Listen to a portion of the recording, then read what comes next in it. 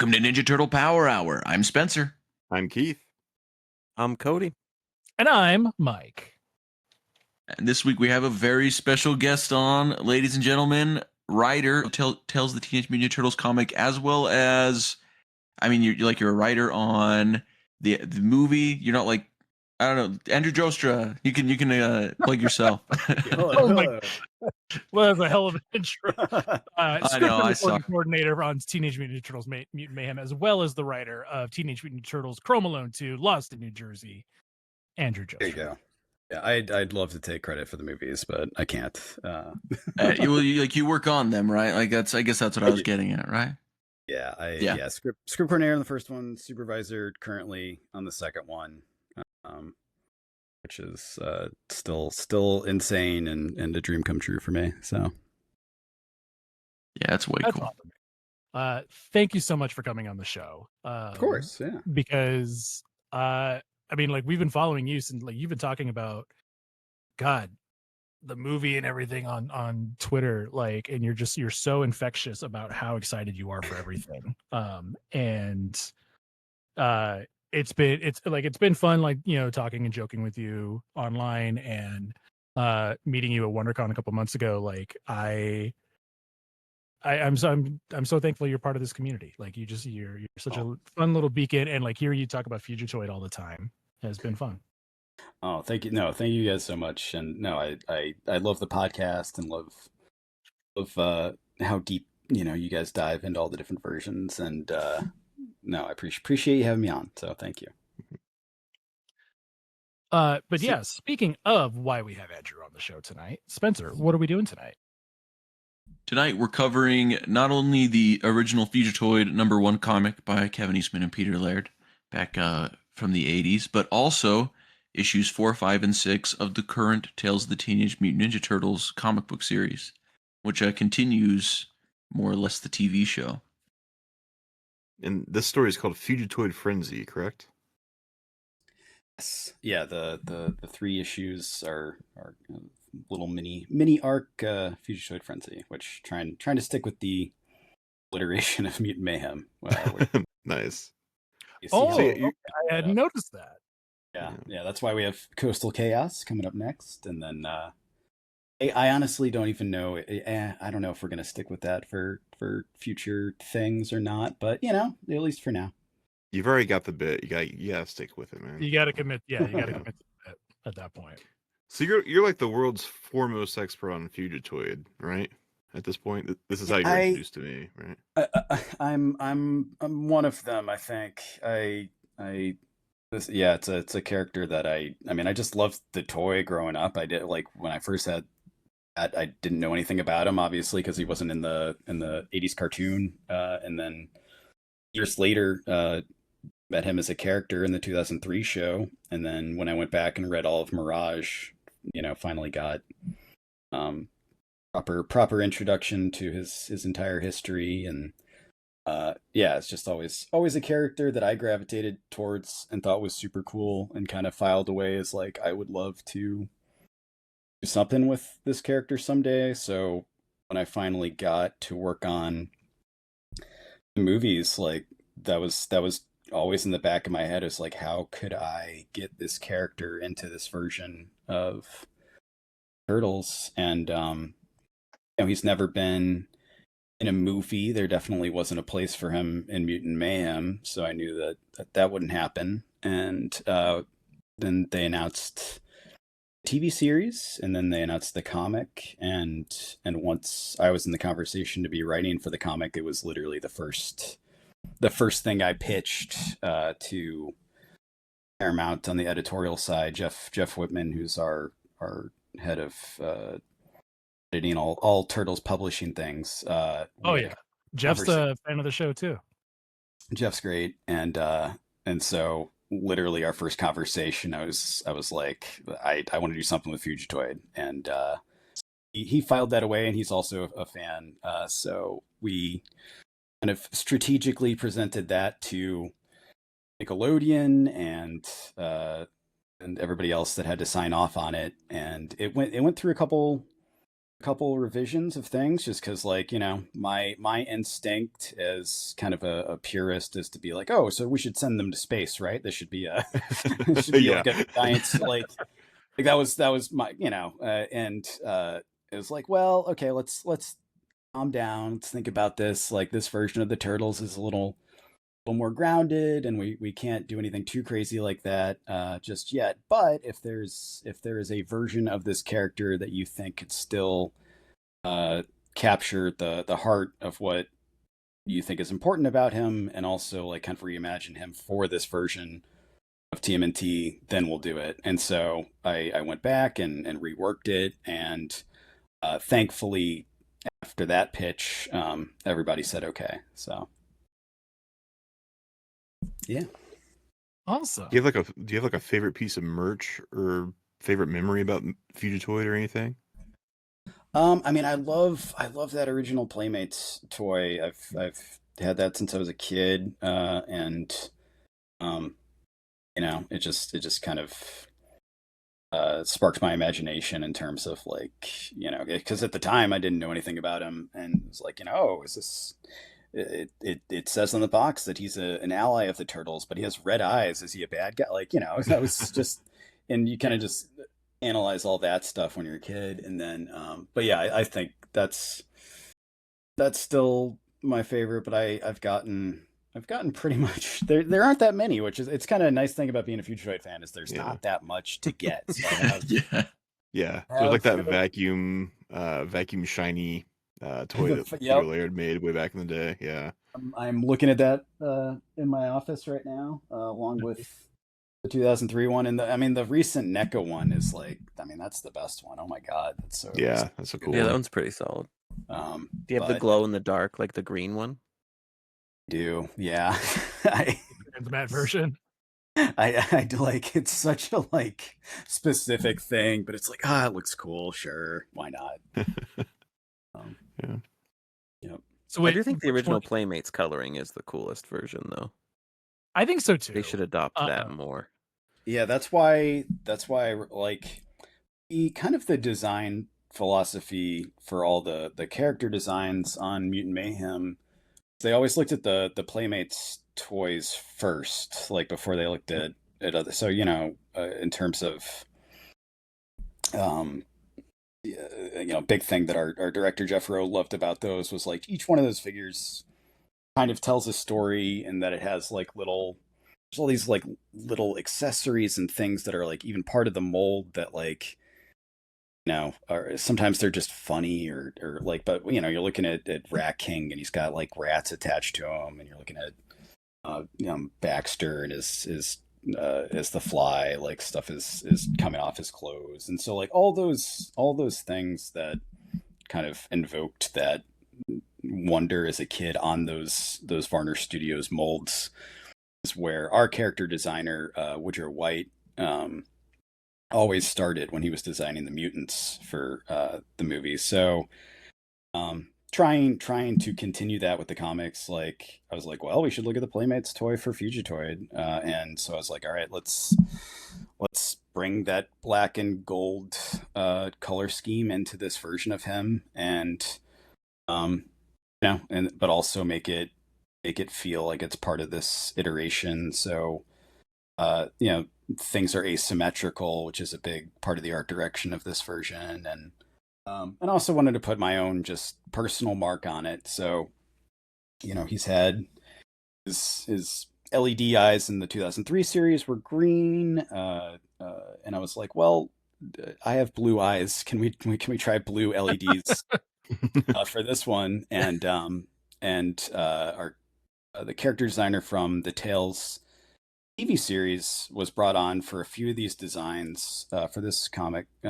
Rustam Hasanov was his name, and so he did a few passes at Fugitoid, Zayton, Blank, Lone, and Zog, and yeah, luckily, you know, he did the Fugitoid one based on some very rough sketches that I did. I'm not much of an illustrator, but I tried, and then along with just like reference and suggestions I had, and that's what we landed on. So cool. So he has kind of that one. He he has kind of that like skull like shape on his face. Is that supposed to be kind of like a skull looking shape, or is that That I don't think that was his intention originally. Like uh-huh. it definitely I see it. It definitely does Yeah. look like that. I there might be a little bit to that. It also might be a little bit of like I typically have some scruff. I think it was sort of like a shorthand of like making it almost look like he has stubble as a robot. Okay. This is as patchy a beard as we could put on a robot. Right exactly. Here, right? But it also kind of looks like a skull, which I was like, that's cool. So yeah, like I think the that- skull. I think the skull is cool because it's like, in a way, he's dead, but he's Right. not. that You know. skull motif is so present. Yeah. That was super cool. And then as you really saw in the comic, like obviously we cheat a lot with his facial expressions. Like you can get away with a lot with his eyes and the LEDs changing shape, but Louis to express different emotions kind of moved his mouth a little bit. So I think it was enough that it could be passable, but I think kind of his standard like just design is he's kind of got this like triangle mouth that I assume is where you can hear him talk from. Yeah. Yeah, and I mean that's what definitely one of the advantages of working in like comics and animation as well, is you can kind of get away with more of those sort of features where it kind of isn't. You can make like eyes that shouldn't be moving kind of move around and things like that. Yeah, exactly. Have fun little cheats like that. It was like, well, yeah, with Mhm. Mutant Mayhem, for example, the when Superfly and the mutants get out of that car, like there's no way they fit in that car. But Yeah. but the way they animated it, you can almost believe it. So All right. Well, yeah, we can move on to our first segment. Let me tell you a story. Let me tell you a story. All right, so the issue I'm recapping real quick here is Fugitoid #1. Fugitoid was originally created in like 1983 and published in the Gobbledygook comic books in 1984. So yeah, and then later on would get its own issue, all combined all together in 1985, and I think that's when they put the last two chapters that are in this book in. Anyway, our story starts on the planet Dehunib, where we have a scientist inventor Honeycutt that is working for the government, working for specifically the military of this interplanetary government called the Federation, and he's trying to build basically a transmat device. That's what he's supposed to be building because General Blank, the villain of our story, wants to use it as a weapon. And so he's kind of procrastinating that, and he builds a Mentowave helmet instead that allows him to move things with his mind and also lets him read robot thoughts. When he goes out to help his servant robot, Sal, he ends up getting struck by lightning, and his brain gets put inside, or his, I guess, consciousness is put inside this robot, and he now has a robot body. When General Blank shows up to check on things with the transmat device, he ends up running into Honeycutt's dead body on the ground, and then sees this robot Sal and immediately assumes that he must have murdered, and is a rogue robot that killed Honeycutt.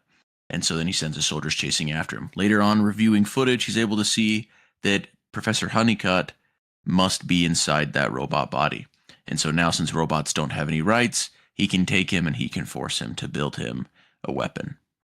Our story goes on to see the Federation is chasing the Fugitoid everywhere. He gets help from crab aliens and attacked by other people. In the background, General Blank is being portrayed by his second in command, Lene, who the Triceratons have addicted to drugs to get her to be an informant for them, in exchange for those drugs. And Fugitoid ends up inside of a city and gets cornered by the Federation, only for the turtles to appear right in front of him.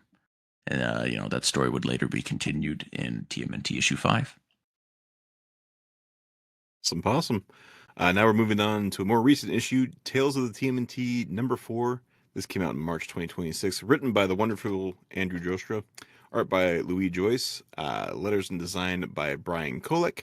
Editor was Ellen Boehner. And new character designs was Rustam Hassanov. And sorry for anyone's name I mispronounced there. So in Tribeca, the turtles are walking out of a smoldering EPF building and agree to tell April what's going on for her story for Channel 6. So the turtles are staking out Bishop and the EPF down at the docks when this weird robot starts sabotaging the place. He comes across the turtles as General Blank and his men catch up with him. The turtles, April, and the robot escape and go to the high school so the robot can plug in and recharge. He then tells the gang his story. He's actually Zayton Honeycutt, a high school kid recruited by the EPF to work on a Mintwave helmet, a device that allows someone to take control of a puppet robot. General Blank wants him to modify it to work on organic beings, but his assistant Lene can see that Honeycutt is trepidatious about that. He does manage to get it to work, controlling his little hermit crab Varlish. Push comes to shove, though, and Honeycutt tells Lene that he's going to control his robot puppet Sal and destroy the lab and all his work. However, Lene has been spying on him, and Blank shows up to stop Honeycutt. In the resulting fight, Honeycutt controls Sal, making him blow up the lab. Honeycutt is killed, but the robot is still moving and rescues Lene from the fire. Zayton realizes he is the robot and runs off, now a Fugitoid. He believes General Blank is working with Bishop to recreate his work, which is why he was trying to sabotage them down at the docks. The turtles agree to help Honeycutt. Meanwhile, Lanai and General Blank ready Subject Z, a giant dinosaur man, for a Mintawave test. To be continued. We continue on with issue 5 by the same people, but Valentina Pinto did the colors. Came out April 2026. So the gang is eating at a diner, and April needs their statements to send to Channel 6. Donnie tells her how they headed back to the lair with Fugitoid. Splinter attacked them as they enter. They also discover Lone is there searching for Zayton. She explains how she didn't want things to go down like they did, and she was ordered to spy on him. In a show of good faith, she radios Blank that she hasn't found any sign of Fugitoid. She warns them they have to stop Blank and his new Mentawave helmet. Cut to him controlling Zog and going nuts. Lene has to go back, but she'll stall as much as she can. Fugitoid and the turtles prepare to go destroy the Mentawave and fry the servers. He gets the turtles' special jamming glasses. They run into Zog and battle it out. They lose. The turtles are captured. Fugitoid goes back to the lair to get April and Splinter's help. The turtles meet Zog in jail. Turns out he's quite nice when not being controlled. April's shocked to learn that Zog is an alien, but the other turtles disagree. Mike thinks he's a dino made from DNA. Thinks he's an advanced animatronic. Raph thinks he's an escaped demon. April tells them about Fugitoid's bonding time with Splinter, where he asks Splinter to teach him to fight like a turtle. To be continued. To be concluded in issue 6, original release date May 20th, 2026. April attempts to convince a Channel 6 executive of the truth of behind the EPF secret operations by showing her recovered footage of the turtles Zog and the Fugitoid.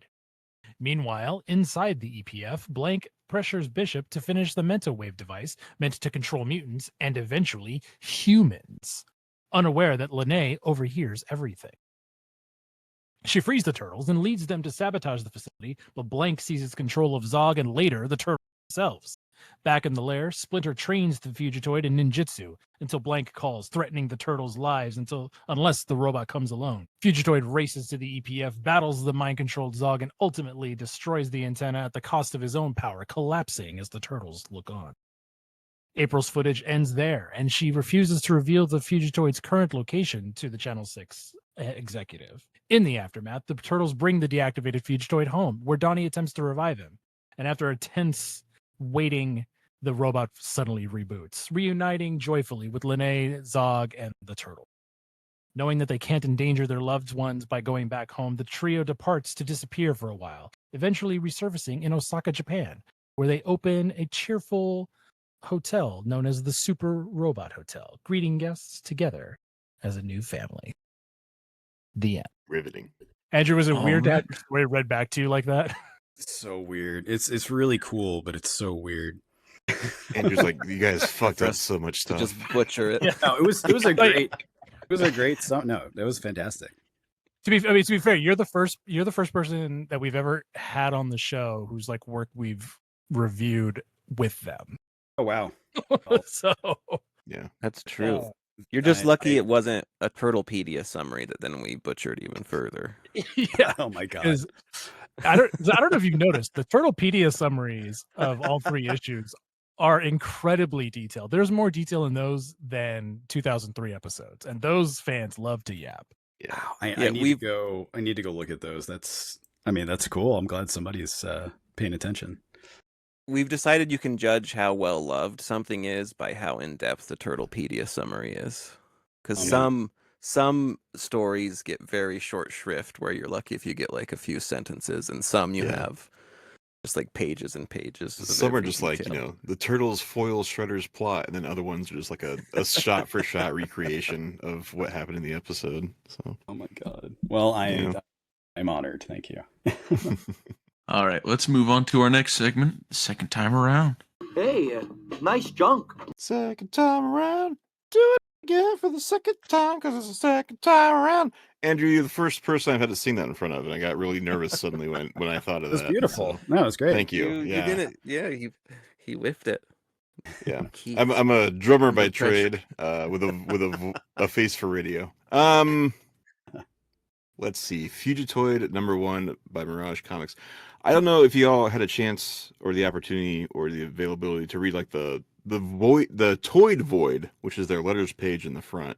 They Yeah. describe the process of making this, but apparently they were trying to make poster comics, which is something I've never heard of before. But basically, you take a piece of paper, you fold it twice, and now you have like 4 pages to work with, and then you open it up and you have a poster.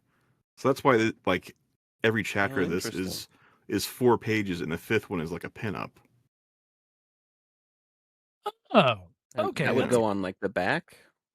Yeah, so you get your front page, you open it up, you got 2 pages, and you got the back page, and then you open it up, and the part that you haven't drawn on already is now a poster. Yeah, like the That's back. cool. Yeah, that Yeah, I think that was like a thing back then, especially like at cons that like some indie creators and stuff would do to kind of just sell them, little mini comics kind of thing. Yeah, I've never seen one myself, but it's an interesting idea. This issue is I haven't seen also one either. dedicated to Russ Manning, a famous comic book artist. We get a Chet alert, Chet's dung shop, I believe it is, that Yeah. they walk across. One of the Federate guys says that robots make his skin crawl, and we've heard that a lot, especially this early Mirage time. I think like Leo says it about the Mausers. Someone else says it about Fugitoid at some point. The big crab thing, and Andrew, I swear you wrote this Tales issues for me because all the little stuff. But that crab creature, that's an alien race called the Varlesh, which is the same that the hermit crab is in the issues that Andrew wrote. That's right. And the Varlesh even says like, I have a feeling we'll meet again someday. And there is an issue, Tales of the TMNT Volume 2, number 54, where Fugitoid does come back and meet that same Varlesh. So kind of cool. I thought those guys were super neat, and in the 2003 show, they're purple in color, and so in my comics, the first time you see him, he's more red, and those kind of hermit crabs, when they molt, they can change colors. So when you see him again in issue 6, when they're in the robot hotel, he's like, to kind of show that they've all had growth, he is now purple like the original one. That's cool. That's some deep cut crab lore. Yeah. That's why he listens, for the crab lore. I mean, Yeah. We can't offer free crab legs, but we can offer free crab lore. That's right. exactly. Yeah, exactly. And that name Varlesh, by the way, comes from the Palladium role-playing game. I think it's the Guide to the Universe that introduced that name. Yeah, I actually just shout out to Jeff Whitman, who just sent me the new versions of those, which are gorgeous. He sent me the one that has Fugitoid on the cover. So Oh, sweet. Ooh, very cool. Thick. I Perks. We had the, yeah. we got the I forget, I got the red cover version. Mine is green. Yeah. Which chapter is it? Chapter 8 of Fugitoid number 1, when Fugitoid is being brought into the city by like the scrapper guys that have captured him. Inside their like little scrap heap, there's a C3PO behind the alien escorting him out. Oh, really? Just kind of laying there. Yeah, he's got like the head and everything. It's definitely 3PO. And then in the crowd down below, there's a guy that looks like Spock. Yeah, he's got the little pointy ears and the bowl cut going on. Yeah, a little Easter egg there. I have a completely unsubstantiated fan theory. And you all called this out in our group chat that Lanai looks exactly like April O'Neil. Like, same Yeah. haircut, same face, same jumpsuit, although Cody pointed out she was packing a little extra in there. Issue 4 of the comic is when they give April O'Neil a perm, and I think it's deep in my mind. I think they did that intentionally so that if Lanai ever showed up when they went to space, you wouldn't think it was April O'Neil because April now has curly hair. But So that's so completely you unsubstantiated. you pronounce it Lanai? I see. For me, it's a Lonay. Like I think it's Lonay personally. Lanai. Who knows? How does I everyone? go How's Lanai. everyone? Yeah, how's everyone saying this in their head? I say Lune because I think that's how they said it in the 03 show, but Okay. it's been a while since I've seen it. So. Yeah. Yeah, To be fair, I it's been think a while. Lanai is That was invalid. like 3 years I ago. think. That Fugitoid episode. I think it's more like 2 years ago, but yeah, it's been a minute. Yeah. I don't even remember her being in it. So Blank, Yeah, I was saying Blanc for years. So, but same. then yep. No, Lene, they offered her gold in the 2003 series instead of drugs. Oh, that's right. Yeah. Offered Yeah. gold. Yeah. Like gems. I think it was like space gems or something like that. Space Yeah, and crystals. actually- but Oh, it's, Space Gems. Mhm. Space Gems. She would use it to buy drugs, though. Right. They knew what was going to happen. It's drug grade gold. Yeah. Space Did you- drugs. Did you try to work that angle in for when you brought Lene into the Tales comic? No, I didn't. I mean, I wanted. I mean, the big thing with her is I wanted her to betray him and double cross, and so not be entirely sure whose side she was on, like she was in these comics. So, but yeah, I also wanted her to have a little bit of a redemption arc, and so having her hooked on space drugs was not in the cards. We can't go to space, but we also can't hook her on space drugs, unfortunately. Yeah, I don't. How you'd really guess connect with the Nickelodeon youth. would not have loved it. Yeah. Yeah. Do you? I know. I think I talked to Jeff about it, but like, does Nickelodeon like really know what they have sometimes? Like, are they genuinely always surprised? They're like, wait a minute, we have a character that was hooked on space drugs. I mean, it's kind of the cool thing about this franchise is just that there's so much. So, I think a lot of things. Yeah, I think these characters, especially, were deep cuts that not everybody is familiar with.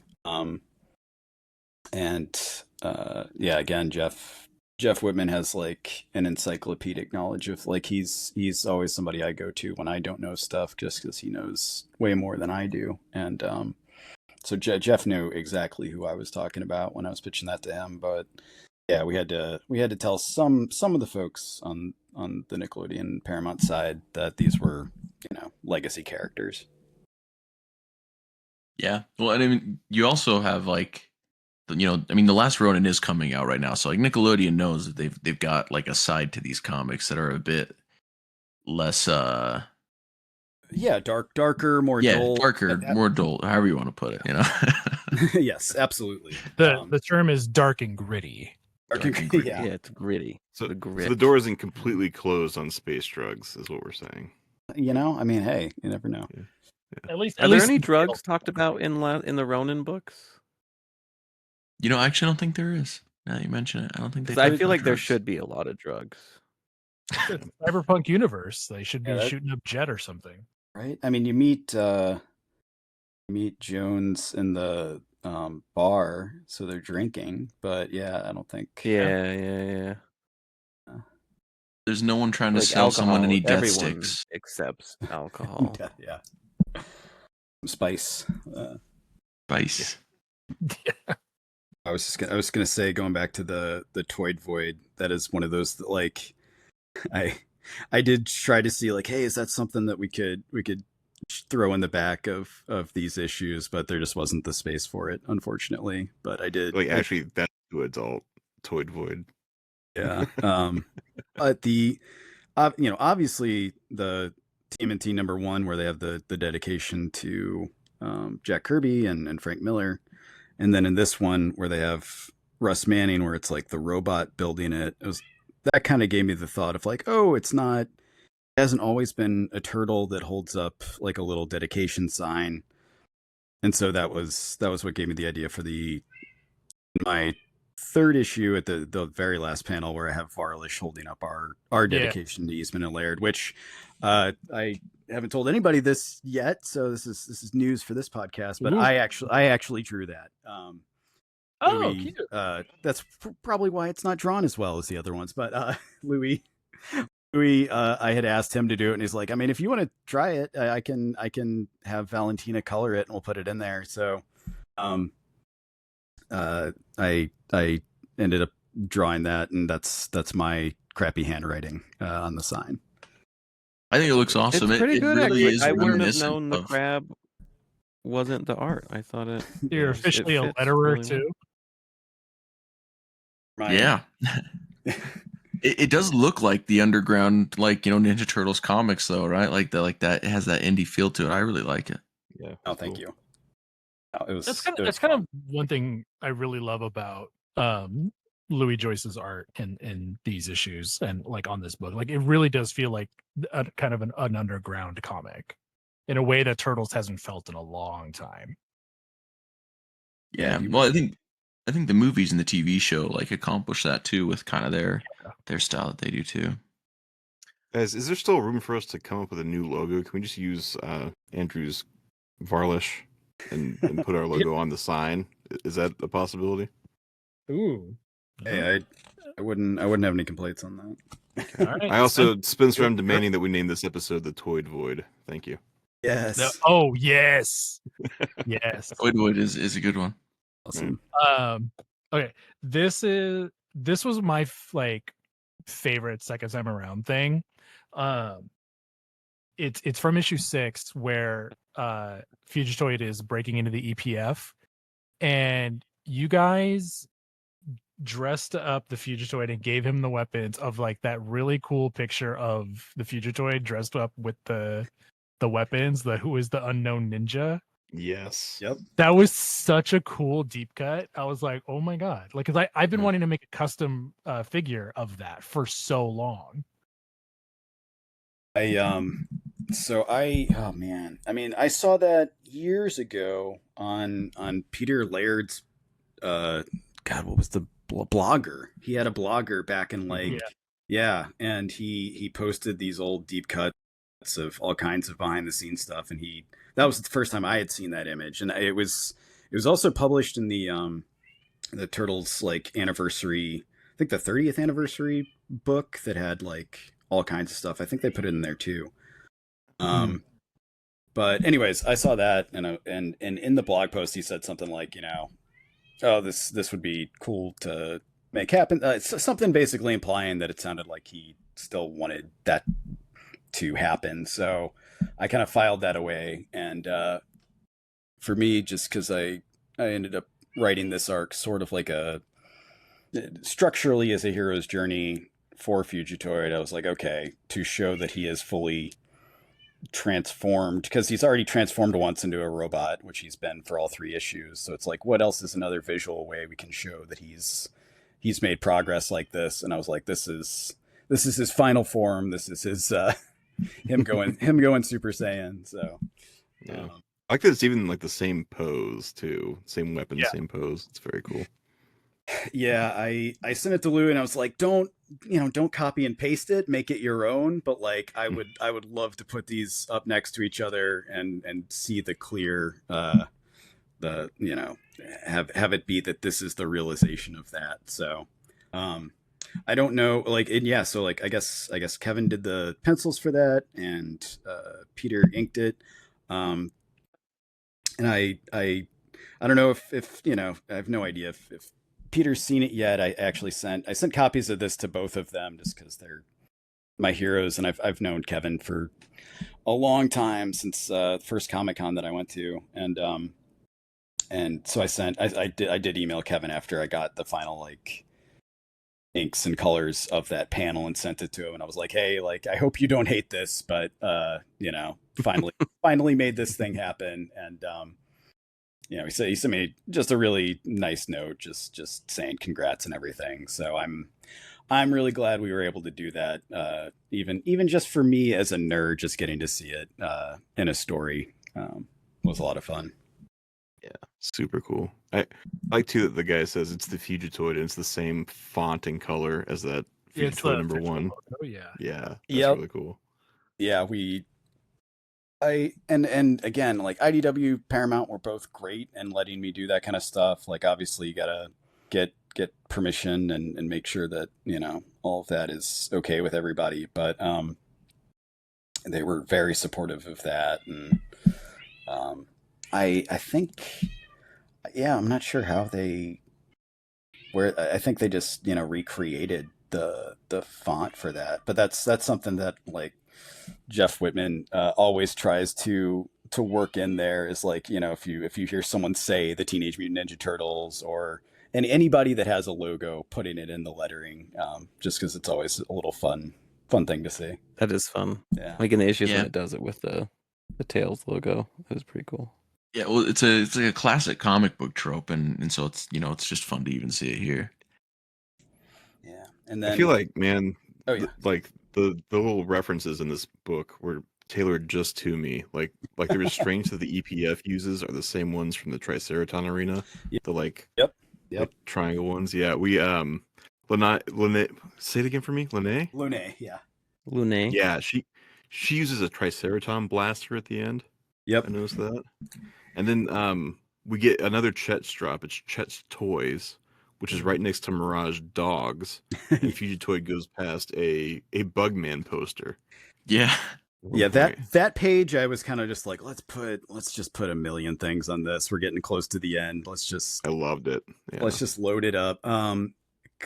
Couple more little things about that. So that Chet's Toys logo was actually designed for Chrome Alone 2, Lost in New Jersey, the toy store that the turtles see the knockoff turtles, the Tubular Tortoise Karate Warriors.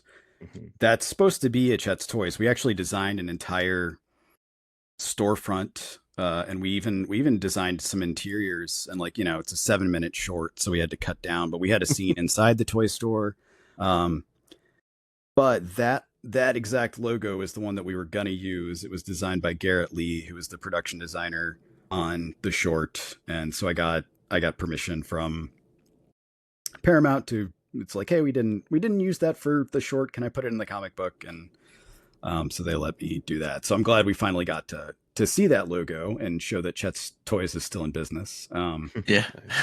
And then the guy working the Mirage Dogs cart is the same like design as the character that Kevin Eastman voiced in Mutant Mayhem. Oh, okay. Yeah, so that's because he's like the guy that helps them up at the end, right? Yeah. Yep. Okay. Yeah. So That's that's meant to be him. Yep. That's very awesome. Man, yeah, I'm also a huge Fugitoid fan, and I hope to see you at the next convention. So. Oh, I'll be at San Diego. The next Fugitoid convention. No, yes, our annual conventions. Yes, that have millions of fans. It's at Keith's house. It's totally legit. Dozens of us. Dozens. Yeah. There are dozens. Keith bakes the cupcakes, the Fugi cakes. They all have a little Fugitoid head on them. Yeah. This I love the Bugman poster too.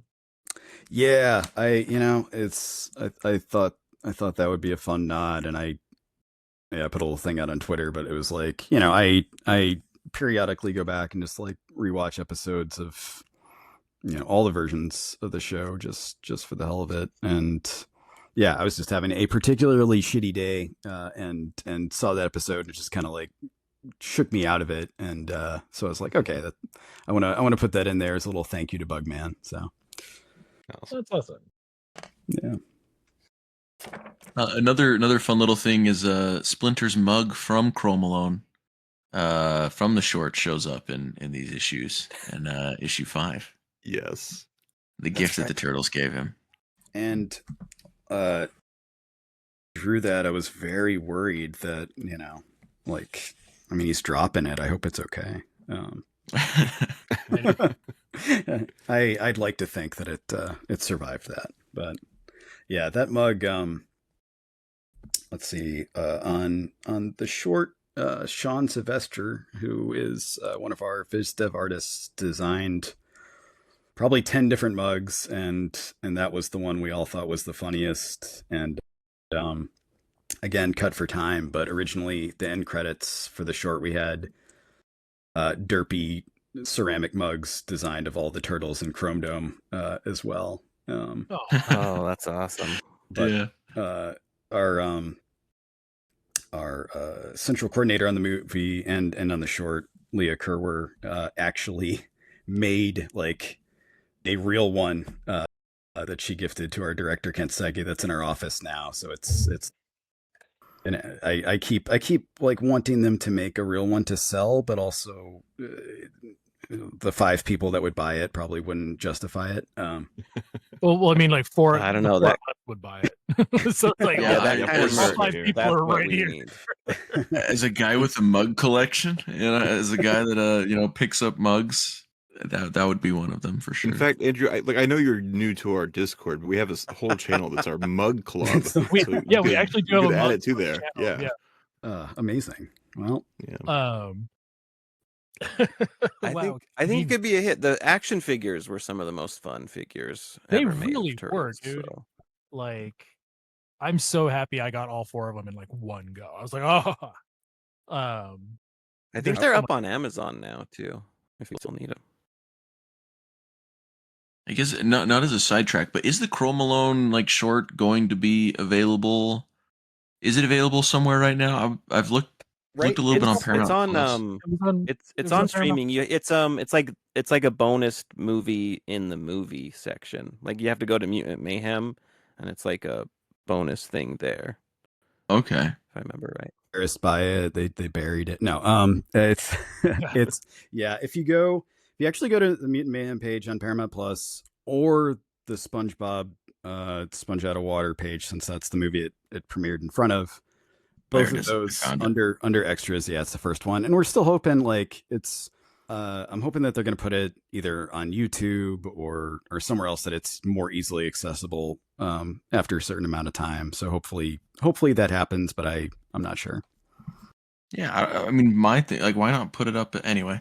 Why not put it up as like its own, like it's a movie thing, like the rest of the movies and stuff, TV shows. I don't know.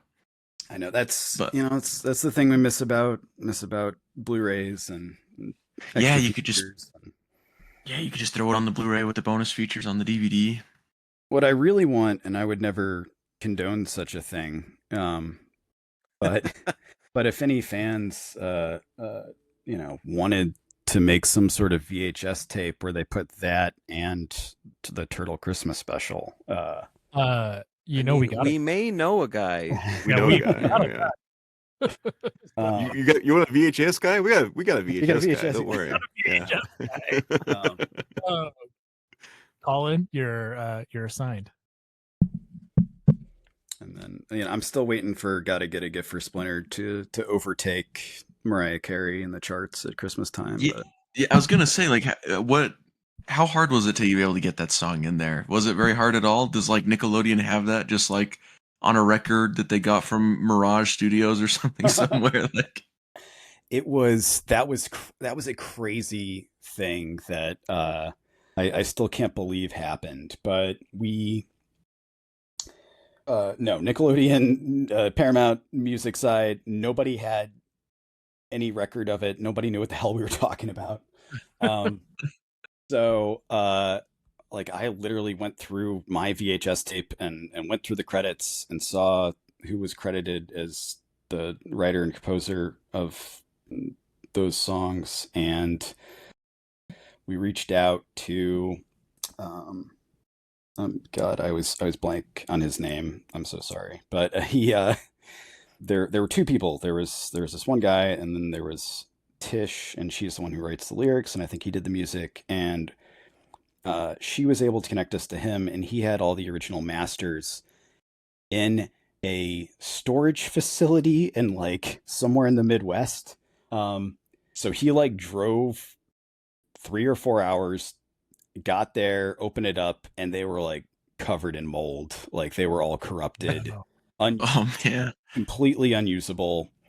So I gave my VHS tape to post-production at Paramount. They like ripped the audio, cleaned it up the best they could, and that is what you hear in the end credits of the short. Wow. Yeah, it sounds Amazing. pretty good. Like, Yeah. It doesn't That's sound incredible. bad. Yeah. No, it doesn't. Like I thought, I didn't know where you guys. Like, I definitely heard it and was like, "There's no way they ripped this off the YouTube video." No, like we ripped it from whatever ones are on YouTube and listened to it compared to it, and it wasn't as clean. So it was like, I guess we'll go with this. And like when we test, we did, we do all these audio testings for different formats of Dolby surround sound and all that kind of stuff. And so we tested it every way, and it was like, good enough. So See, like That's amazing. it was so clean. I thought you guys had re-recorded it. I think at one point we even talked about that as a possibility, and we're like, how much is that going to cost? It's okay. Like, and then once we got this to a usable point, it was like, okay, this will get the job done. Like, yeah, like it sounded like the boys were singing. How fun is it? Yeah. But no, that's what a neat journey it was to get. No, to it was that. awesome. We didn't know if it was going to happen, and like it, we were delighted that it worked out. And that was another one that was kind of like late in the process of making the short, because like, the short ends, credits come up, and like at first we tried putting the short opens with this track called Skating in Central Park, which we just tried to like repeat at the end credits, and it was like, wasn't high energy enough, it wasn't funny enough. And so, I almost said it as a joke. It was like, what if we put Gotta Get a Gift for Splinter there? And Jeff Rowe, who's director of the movie and was producer of the short, was like, let's try it. And so I brought in the tape next day, and that's how it ended up happening. It's a That's true stroke of amazing. genius. Yeah, because that's such like a, I don't know, hidden, like lost media, hidden gem. I don't know, just part of Ninja Turtles that I just had to know how you guys got a hold of the song, because like I was like, there's no way that like, yeah, the Mirage had the masters or anything of this. Like a lot of stuff like that, I feel like was largely ignored by like Peter Laird and stuff. Can you So I was imagine they have like all the proper recordings just in a vault? right. Yeah. This is a good lesson for all of us and everyone listening and every nerd across the planet to never throw your shit away, because you'll never know when you need it for the end credits of your short. That's right. Exactly. Yeah. Don't put it in a storage facility that's not air conditioned. Yeah. Because mold will grow on it. Doing it in the Midwest is your first problem. Yeah, it's awful out here. Yeah. Do you have the figures of the turtles from the short? I do. The ones in last year? Yeah. That is my best perk that I've gotten was they gave me a full set of those. That's sick. And they are some of the coolest figures ever made. Like they're so fun. Like I love the fact that because Playmates, did the prototypes, and that's what's in the short, the live action segment are those. So it's like they use the real, the ones that people can buy are, it's the most accurate prop toy, probably the cheapest prop toy you can get, because it's like that's literally what we shot with. I think the only thing that was changed was Mikey's head. If you look very carefully in the short, I think they added a little bit more clay on it, and it looks a little bit more ridiculous. But like, other than that, they're one for one exactly the same. So that was super cool. And then the packaging, I couldn't believe that Playmates like packaging within the packaging of the Tortoise Warrior figures. And like, if you look on there, like, it doesn't say Playmates, it says Authentic Imitations. And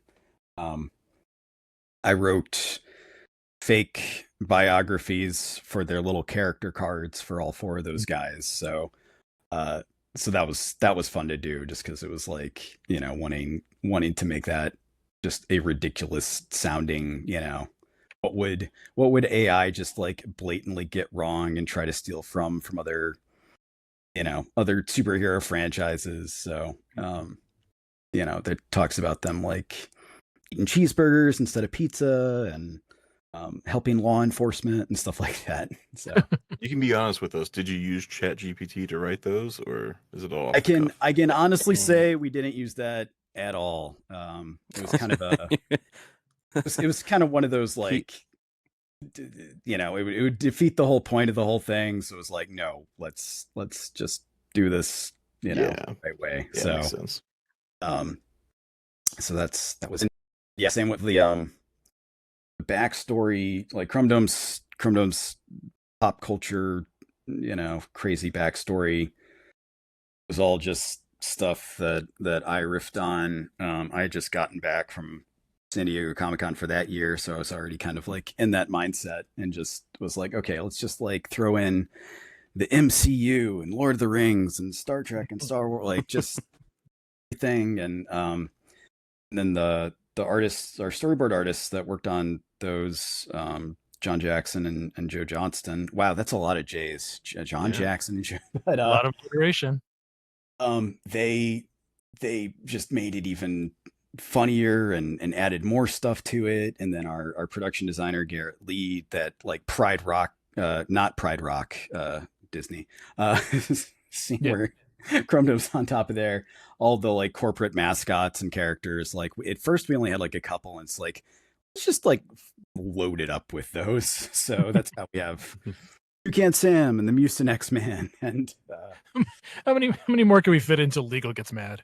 yeah, and that was another thing too, is like, okay, like this is very clearly satire, but how far can we push it? So we talked lawyers, Paramount, and all that stuff, and it's like, hey, like this is clearly satire, as long as you don't have any, you know, character designs that are too close to model. I think the only thing they gave us notes on was when you cut inside to the what looks a little bit like a Battlestar Galactica / X-Wing / TIE fighter vehicle. Inside of there, the 2 little sidekicks that Chrome Dome has. One of them is like sort of Grogu, but with Garfield mixed in with him. And at one point, I think he may have been green, or his ears may have been a little bit too close to Grogu. So that we had to change just to be careful. But other than that, yeah, thank you satire laws. Yeah. It's awesome. All Well, I'm right. curious, in terms of like approval for different things, and like on the comic, like how much approval is required for stuff? Like, do they go through like everything? Like you talked about like logos or characters, or like how does that working on such Yeah, like what like huge how property like long this? ago did you start the arc and then have to go through what Cody was saying?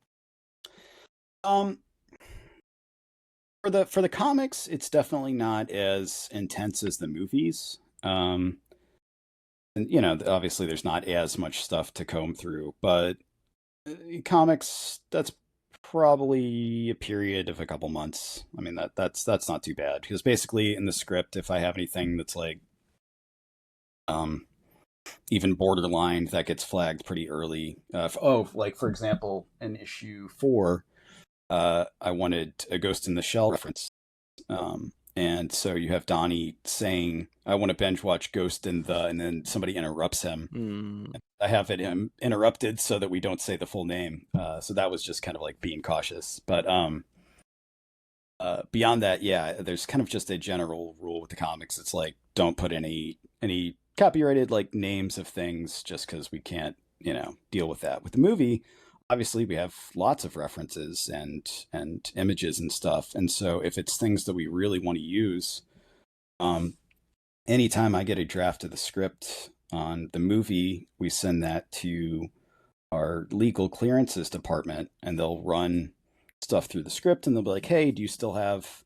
In the first movie, in Meat Mayhem, Doritos. We have a bag of Doritos that you see, and they also reference Doritos when they're talking, and that was something that they were like, "Okay, is that going to make it in the final cut of the movie?" We're like, "Yeah, we think so." So ended up having to like write to Doritos and be like, "Hey, do you mind if we use it in this way? Is that okay?" That one was really funny because the joke is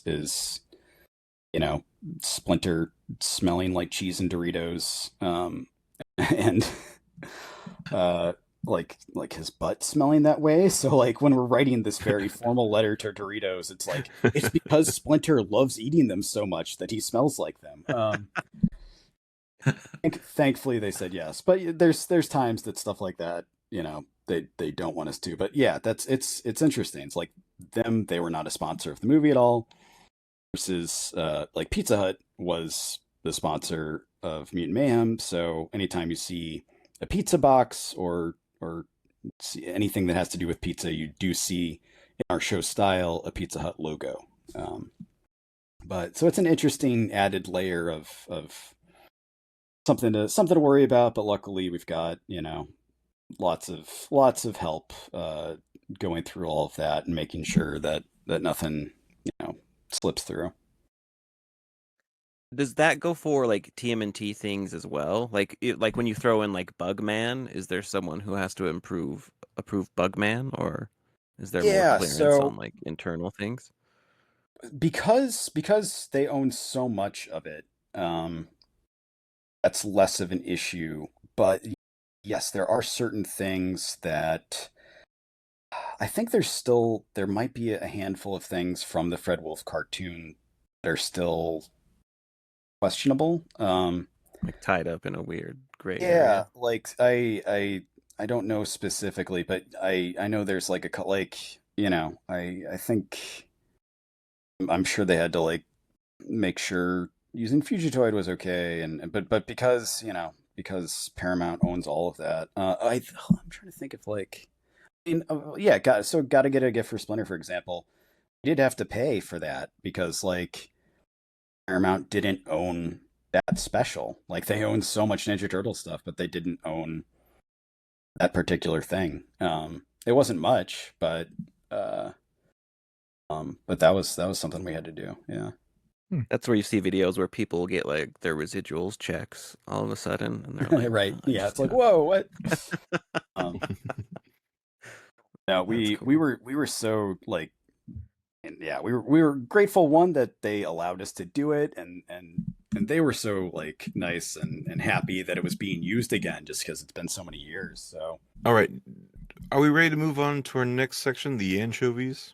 No anchovies. You put anchovies on this thing and you're in big trouble, okay? Okay. Yeah. Andrew, this is the portion that Mike thought we were gonna shit all over you, and we might still do so. So be prepared. okay, I'll brace for it. Mike, Can I last ruin week, Honeycut Mike was for like, everyone? yeah, he was like, I don't know what you guys are gonna say. Like, we're like, what are you worried about, Mike? He's like, you guys, I have no idea. Yeah. So the original issue, Honeycut, I hate how he looks. I would lock him up. He weirds me out. I would be on Blank's side. I don't know what it is, because I'll end up looking like him someday, I'm sure. So I should have some kind of solidarity. But I don't. He gives me the creeps. I'd lock him in space jail too. The heapiest of GBs. Yeah. He really does. And like the first shot you see of him is so like unnecessarily detailed, Yeah.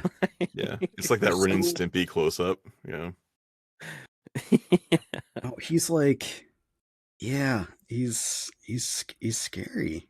I'm looking right now at like, Yeah. man, yeah, even some of the expressions. Yeah, I don't know. I I would love to. I gotta ask Kevin Eastman about that someday. Just like what they were thinking. And oh yeah, and he's wearing like he's got like a turtleneck that's tucked into shorts. A lot of Yeah, he's choices. just he's clearly deranged. Yeah. Like it's so early in the two of their art styles too, and it's like Yes. Yep. it's kind of funny because like Lene in there, like we mentioned, like is just April O'Neil, like Yeah. and it's kind of the thing that's it's like, do they know how to draw other women? Like, yeah. It's wild too because they're trying to sell this to other publishers and then they open it up with the creepiest looking old man in the world. Like it's no wonder no one bought this. I mean, I guess it's very like 80s at the time too. If you're doing like scientist It's- guy, Yeah. it fits. but Yeah. it like, but in on the flip side, like it does feel like very rock and roll, like that kind of poster comic that you were mentioning. It's like, you know, like, hey, we're just doing this on our own thing, and it's like you balance it with that, and it's kind of like it's kind of neat.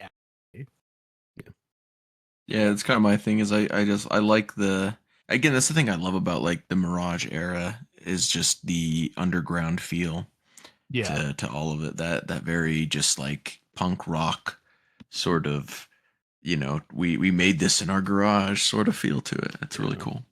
yeah. Like I bought the original comic book finally after like years of like waffling on it, and just having that like in my hands is such a neat feeling because it's the giant oversized magazine style. Yeah.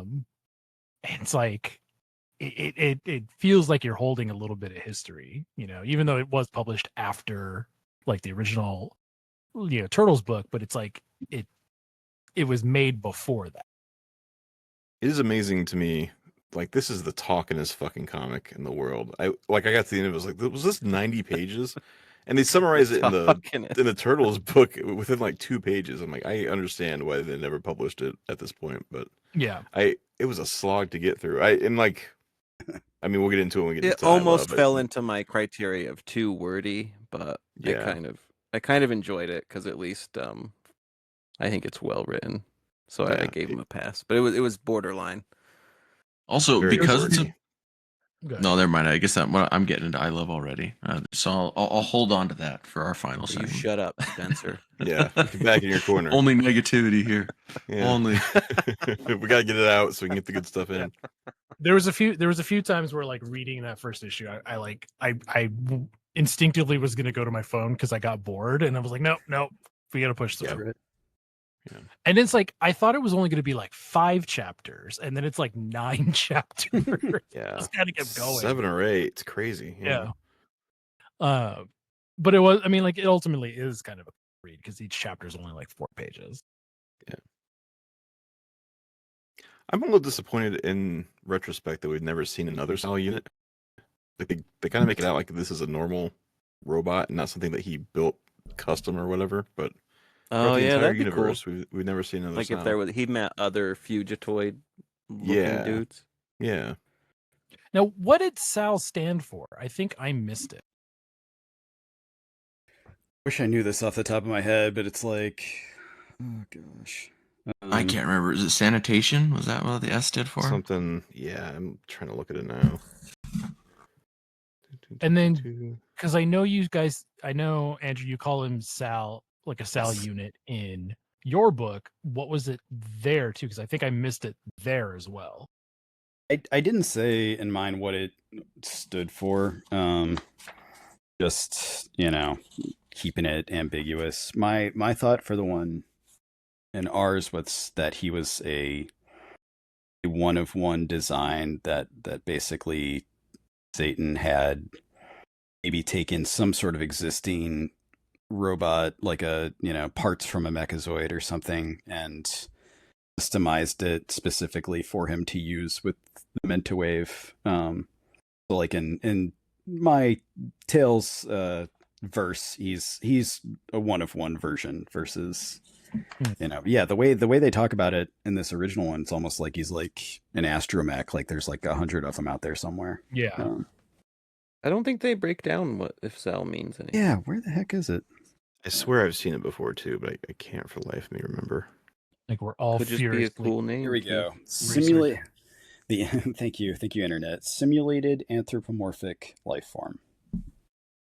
There we go. No sanitation anywhere in there. I was way off base. But I mean, my Fugitoid does live in a dumpster for a while, so we're There we go. yeah. All right. Anything else for Fugitoid number 1? Nope. No. Nah. On to the next arc. So Strap in, Andrew. Yeah, Please feel free. Don't feel awkward. I can Honestly, like I didn't have a whole lot. There's some awkward stuff. Yeah, I was like, hoping for more so we could make Mike feel bad. And I know. I not was really. like gonna just like write something down, like make fun of your name or something. But I was like, nah, that'd be nice. hey, to take some of the burden off you guys. Just when you're working on a thing, you always have things that like, oh, I wish I had done this differently, or I wish I'd made this better. Like, this was like 5 issues worth of story crammed into 3. So pacing, there's stuff like, it's so quick here and there. It's like the relationship between, Honeycutt and the turtles. Like, it's pretty fast. Like, yeah, they help each other, and he kind of opens his heart to them quickly. So I'm like, okay, maybe they bond quick over that. But it's like, I wish we had a little bit more time with that before they get captured to like cement that friendship some more. And then, I did my best with trying to like, okay, how is this mentor relationship with Splinter gonna result in him teaching him ninjutsu in probably a matter of hours. yeah. My rationale for that was like, okay, like he's a robot. He's getting used to the fact that he can learn to do things mechanically a lot faster than maybe he could with his organic body. And so I tried. Yeah, he does say like the muscle memory comes like automatically or something. Yeah. I think what he says is he doesn't have muscle memory, which to me would make it harder to learn something. I would Well, he think, was like but he was expecting he would have to have it, but he says something like to the effect of like he doesn't actually need he it. doesn't need it. So He it just it does just it. goes right to it.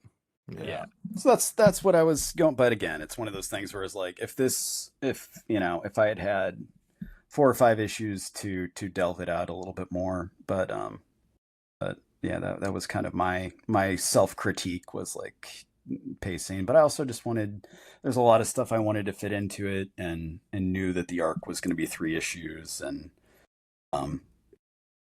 bluntly didn't know what we would be doing after that, if it would be a totally different arc, or if there would be more. So, Mhm. Do you feel like that's like one of the toughest challenges as a writer is like pacing? Like, do you feel like that's kind of one of the things that you kind of have to hone as you, I guess, get better and better at your craft? Yeah, absolutely. I mean, with the short, for me, the short was a huge learning curve for that, because 7 minutes to tell a whole story, where you've got to like introduce, especially like a superhero one, where it's like, okay, we need to introduce a bad guy, we need to give a reason for them to fight, they need to fight, like and there to be a resolution for it. So that was something that, I mean, we spent a year iterating, storyboarding. I would rewrite over and over again, and there'd be moments where it's like, like when they're breaking into the toy factory, it's like, okay, this doesn't need to take as long, or what can we get away with to establish tone. And yeah, that across the board. I mean, when I'm writing comics, when I'm writing feature stuff, that's always a really tough balance, because you don't want any scenes to overstay their welcome, but at the same time, you don't want things to happen so quickly that people are confused or wishing that that they got what they wanted. And so when I finally knew that this was a story that we were doing and that we had 3 issues, I, obviously outline everything a bunch before I even go to the script, but I knew all along that this 3rd issue I wanted, storming the castle of Fugitoid, going to the EPF and just, fully realizing this hero version of himself. So I wanted to make sure that I left enough pages to be able to do that and also give you some time with the turtles because it's their story too. So yeah, that's definitely a challenge. That kind of leads into one that Cody and I were talking about, is that like Zog kind of doesn't really get a big explanation. Yeah. It is kind of hand waved like that he's, like what is he? And I like how you play it off as like kind of like you give 3 different explanations of like what he could be, but it's like, do the Triceratons exist? Because that's a big deal. Yeah, so now we're dealing with actual aliens, even though Honeycutt himself is not an alien in this universe. Yeah, which that is crushing. Why no alien Honeycutt? Like, you did explain why the turtles can't go to space, but why can't Honeycutt come from space? Yeah, we talked about this quite a bit, and at the end of the day, we decided to make this version of him from Earth because, again, trying to fit within the parameters of the greater stories being told, the 2nd movie, anything else that we might be doing. I didn't want these turtles to deal with anything too cosmic yet, just because that would can't open up the space can of worms. Yeah, well, basically, it would undercut anything in the future, and I'm not saying anything new. Like Jeff Rowe, our director, he's talked about wanting to introduce Krang and more of the bigger, space elements of TMNT. So if I just chronologically, if I gave them that information, the existence of extraterrestrials in this, I think it would undercut any future stories and make them not as impactful. If they're suddenly shocked that aliens are there, right? So that was the big reason, and also, we weren't sure. Again, there were plans for more seasons of the Tales series, and so we were like, okay, what's going to happen with that? And like, again, we did have some ideas on exploring those things in those later seasons. But what I can say and tease right now is that a more definitive answer to that is coming. So I'm not going to leave people in the dark on that. Yeah. All right. You heard it here first, folks. No. Hot scoop. Like, yeah, hot scoop. Because like that's such a huge legacy thing and like really kind of world changing for this universe, and then also too like just the implication that like the Triceratons still may not exist because it's in the Tales, kind of box. So like were the boys embellishing that a Triceraton even exists? Which I don't want to spoil anything, but the answers for that are coming, and there was also a decision. These comics is like, okay, do we want to include Triceraton at all? Because it will raise questions like this. And for me, just because that first arc in Mirage with the Turtles and Fugitoid was so intertwined with the Triceratons, and I was like, for a Fugitoid story, I think it's really important that we have some kind of Triceraton, even if it's not in the exact same way. And so I fought for us to have, and I chose Zog because Zog had memory issues in the Mirage comics. He didn't, when he was breathing oxygen instead of nitrogen, and he did not remember his past. So I was like, okay, let's use that in this version. So he's got memory issues as well, and that's something that, again, in the future, he will get those memories back. Okay. Mm.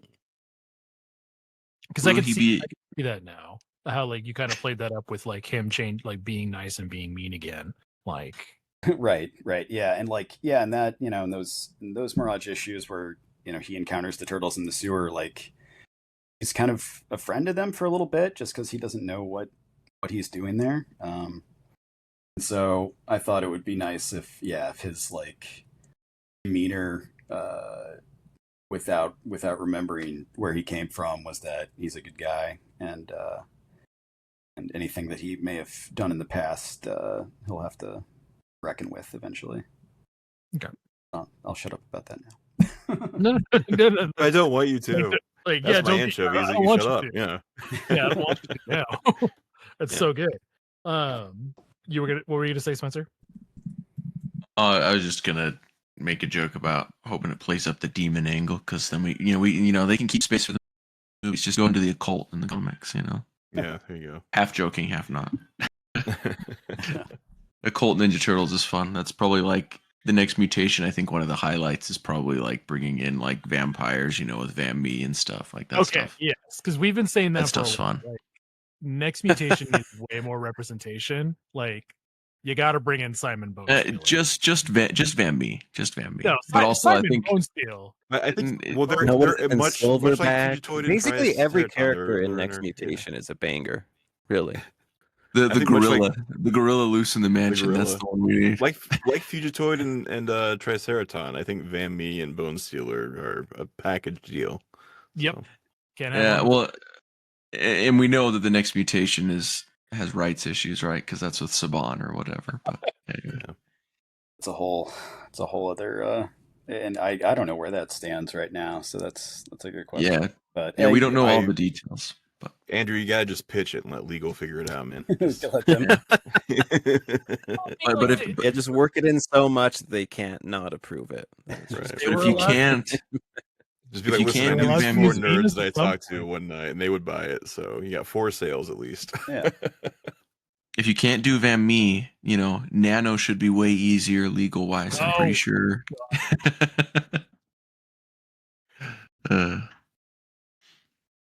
All right. Any other anchovies we need for this pizza, guys? I think we're good. Yeah. You guys were too kind on there, but thank you. No, like genuinely, these were so much fun.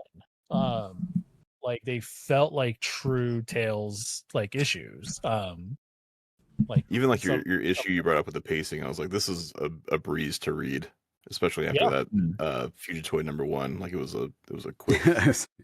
Thank Yeah, read. we often Yeah. talk. We do like I personally like a more fun comic-y read, and these are really fun to read. They're not like Yeah. a slog. One of the great things about working with Louis, who I had never worked with before until this project, and I saw his work. I had read his Godzilla comic and the first 3 Tales issues he did with Mikey Levitt, and I love this style, and I didn't want to like overwrite anything. I was like, let's see what he can do if I try to have more visual storytelling for some of this stuff. So like there were a handful of things that, for the first issue we did together, like I kind of waited to see what he sent back to me when he did the rough layouts pass, and like it was all so good that there was the only significant thing that I ever added text to was in the issue 4 little montage where when Fugitoid is on the run for those few months, and you see him like hiding in the dumpster and in Times Square and stuff like that.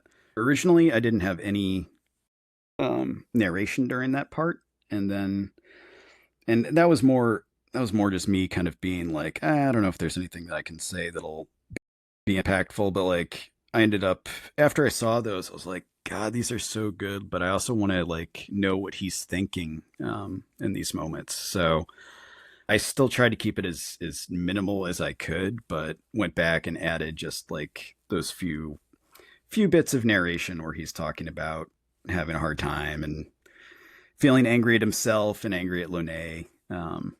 But yeah, beyond that, I was like, I just wanted people to read the dialogue, but then like be more looking at what Louis put on the page, just because he did such a great, and like the expressions he gave the turtles, and I mean, there's just so much detail that he was able to accomplish in a small amount of time. So he's awesome. Yeah, I love that shot that you drew of like Zog the first time the turtles fight him. And it's like the page and a half spread with lightning in the background of Oh, them man. jumping at him. I- That's so cool. I turned that page. I was like, oh, that's awesome. Mm-hmm. I was going nuts the first time I saw that. I thought that was so cool. Yeah. Yeah, and that let's see, I'm trying to think that yeah, a lot of that's a lot of those things too, like the where they're fighting him, that is like based on, I tried to get locations as realistic as possible. So like the EPF building is kind of based on what people used to think was like an NSA building in Tribeca. And so the park that they go through and fight Zog at, where that fountain is and everything, that's City Hall Park. But it's pretty, like Louis did a great job of like, capturing just tiny little details of those real places in the city. And I think that the next page, yeah, where it's the four of them rushing into battle with the giant cowabunga behind them, that was Louis's idea. I thought that was cool. I really like a lot of his incorporation. Like it's not I like his incorporation of just the onomatopoeia in the pages. Like that is some fun comic book stuff. Not every comic book artist uses it, Yeah. but there's other ones like I guess more, current ones like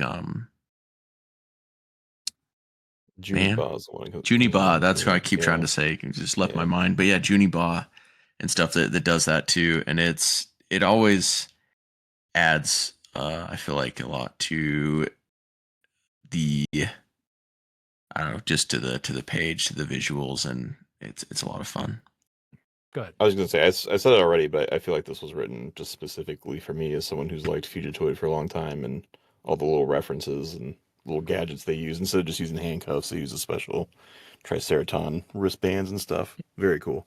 But even plot wise though, right? Like the way it takes so many elements from that original story and put it all together in a way that is like, now based on Earth. Like you can see, the love for Fugitoid for that original story, which I had this written down before I knew that, Andrew was a super Fugitoid fan.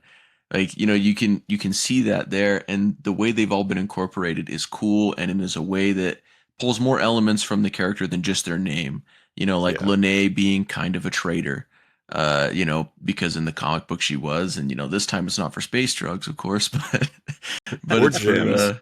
Or gems. But this We time don't it's 100% for know she doesn't do drugs. Right, but like yeah, but she's questionable in her allegiances, for a while. Yeah. For part of it, and all those different elements like that, like make it a fun read and make it satisfying for someone who has been a longtime fan reading those old stories, reading this one. Like you can see those old elements coming into play in this one and see how they've been twisted and played with, a lot like the mainline, like IDW ongoing series, and that makes it a lot of fun to read. Yeah. Oh, thank you. I'm glad you guys dug it. Yeah, I really wanted to, like, I love those old Mirage issues so much, and just wanted to do it in a way that's like not just copy and pasting it, but and also giving Fugitoid himself more, more of an arc, just because typically, the turtles save him and he's kind of along for the ride, but I wanted him to have a real, redemption moment. And I think like ultimately, like this is probably my favorite of all the Fugitoid designs now. Like the skull, gold and black with the blue LEDs, like really, like it's such a nice like color combination of everything, and then just like the design of the Fugitoid himself, like is it's just very pleasing to look at for me. Like I don't know, it's Because like, yeah, I love like I was the most picky about that. Like that was the one thing that I would not compromise on, and kind of from the beginning, I warned everybody. I was like, listen, I'm going to be very picky about this. Like this is the one thing that I care a lot about. But it's like when it's your favorite character from a thing, I didn't want anyone to see it and be like, oh, this is the worst version of Fugitoid. So I worked with them a lot on getting to this final design, and I mean I loved it. So I was like, at the end of the day, if I love it, I think other people that love the character will too. So I'm glad. like I genuinely want an action figure of this. Me too. That would be Me sick. too. Please put that out in the universe. I would love. I want toys of all these guys, Zog and yeah. Hope I don't know. I have no idea if that'll happen or not. Obviously Mattel has the license now, and they'll be doing all the stuff for the next movie. Yeah. But I'm hoping that as they dig through all of this turtle stuff, that they'll want to do stuff from the comics too. That Yeah, design is Zog in wild, particular too. would be an incredible figure. Yeah, we only have one Zog figure. It's the NECA one, so it would be nice to have a complement to it. We could get the first Lene action figure. Please. Finally. There's dozens of us. Yeah. There's I mean, dozens. NECA's done some crazy deep cuts, so it's Yeah. I hate that this is the case. Like it's it's the same with in Mayhem and stuff. It's like they made April but kind of put her in a pack with the other turtles, and it's there's always going to be people that are like, oh, we can't sell girl figure to boys, which is ridiculous. And so my hope is that I'd love for to make one of her, and if they have to like package it where it's like her and Human Honeycut together, or her and Blank, or whatever they feel like they need to sell it. But I would get it. Is her design specifically someone's costume? I feel like it. The red jacket, her purple hair is purple like it is in the 2003 series. So there's purple there. It's purple here. But I mean, like the costume is just very familiar. Yeah, the rest of it's not intentionally anything else. Like, yeah, her hair being purple was like the one thing I insisted on. Obviously, I didn't want because they're in the EPF instead of the Federation, it wouldn't make sense for her to have a military uniform. So it's like, what's something like just really cool that a field agent could have? And so I did some mock-ups of characters, and Rustum did some options, and he came up with the jacket, and I just was like, this is super cool. And the other important part of it was I put her next to the Fugitoid designs just because I wanted them to look cool together, and that was just a nice balance between the two of them. So that's what we went with. But yeah, it's not her jacket, and the rest of all of that is not a specific reference to anything else Turtles. I realized what it was. There's a Star Wars character that was in Disneyland at Galaxy's Edge. Oh, V Murati. But yeah. That's yep. And I guess that kind of makes sense. She's kind of sneaking around, so it's yeah. It's not exactly the same. It's not exactly the same. So like, I hear you when you say it's not based on anything. I was just like, that's the reference I was thinking of in my head. I was like, I know I've seen a red jacket like. Yeah, I think hers is orange, but like similar in like the shoulder pads and stuff. So yeah.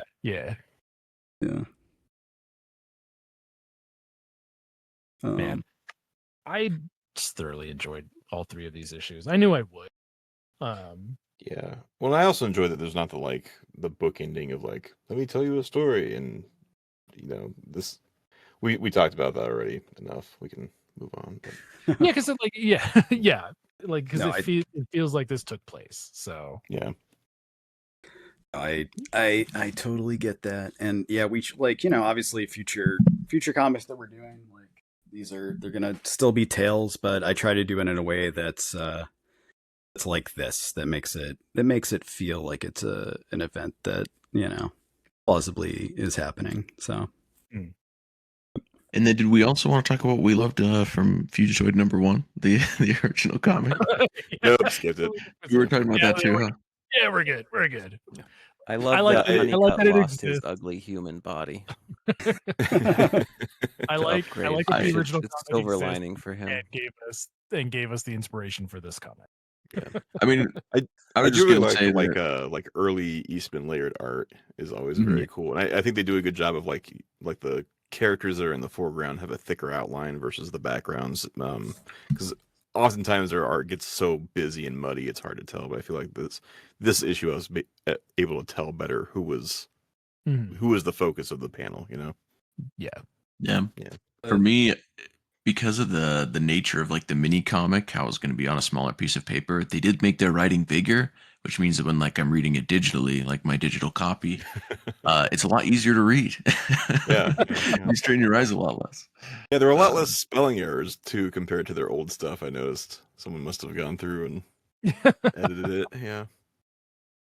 I really love the like the full page splash pages that they have at the end of chapter 2 and chapter 3 of like, if chapter 2 is that full page of Fugitoid running like directly towards us, which was kind of that was what, again, not an exact copy, but that's why I wanted the first time we see him issue 4 where he's running towards camera to be a similar pose, and Louis did that really nicely.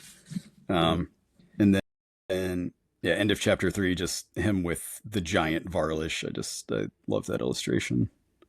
Yeah. Yeah. Put that on a shirt, I would. Yeah.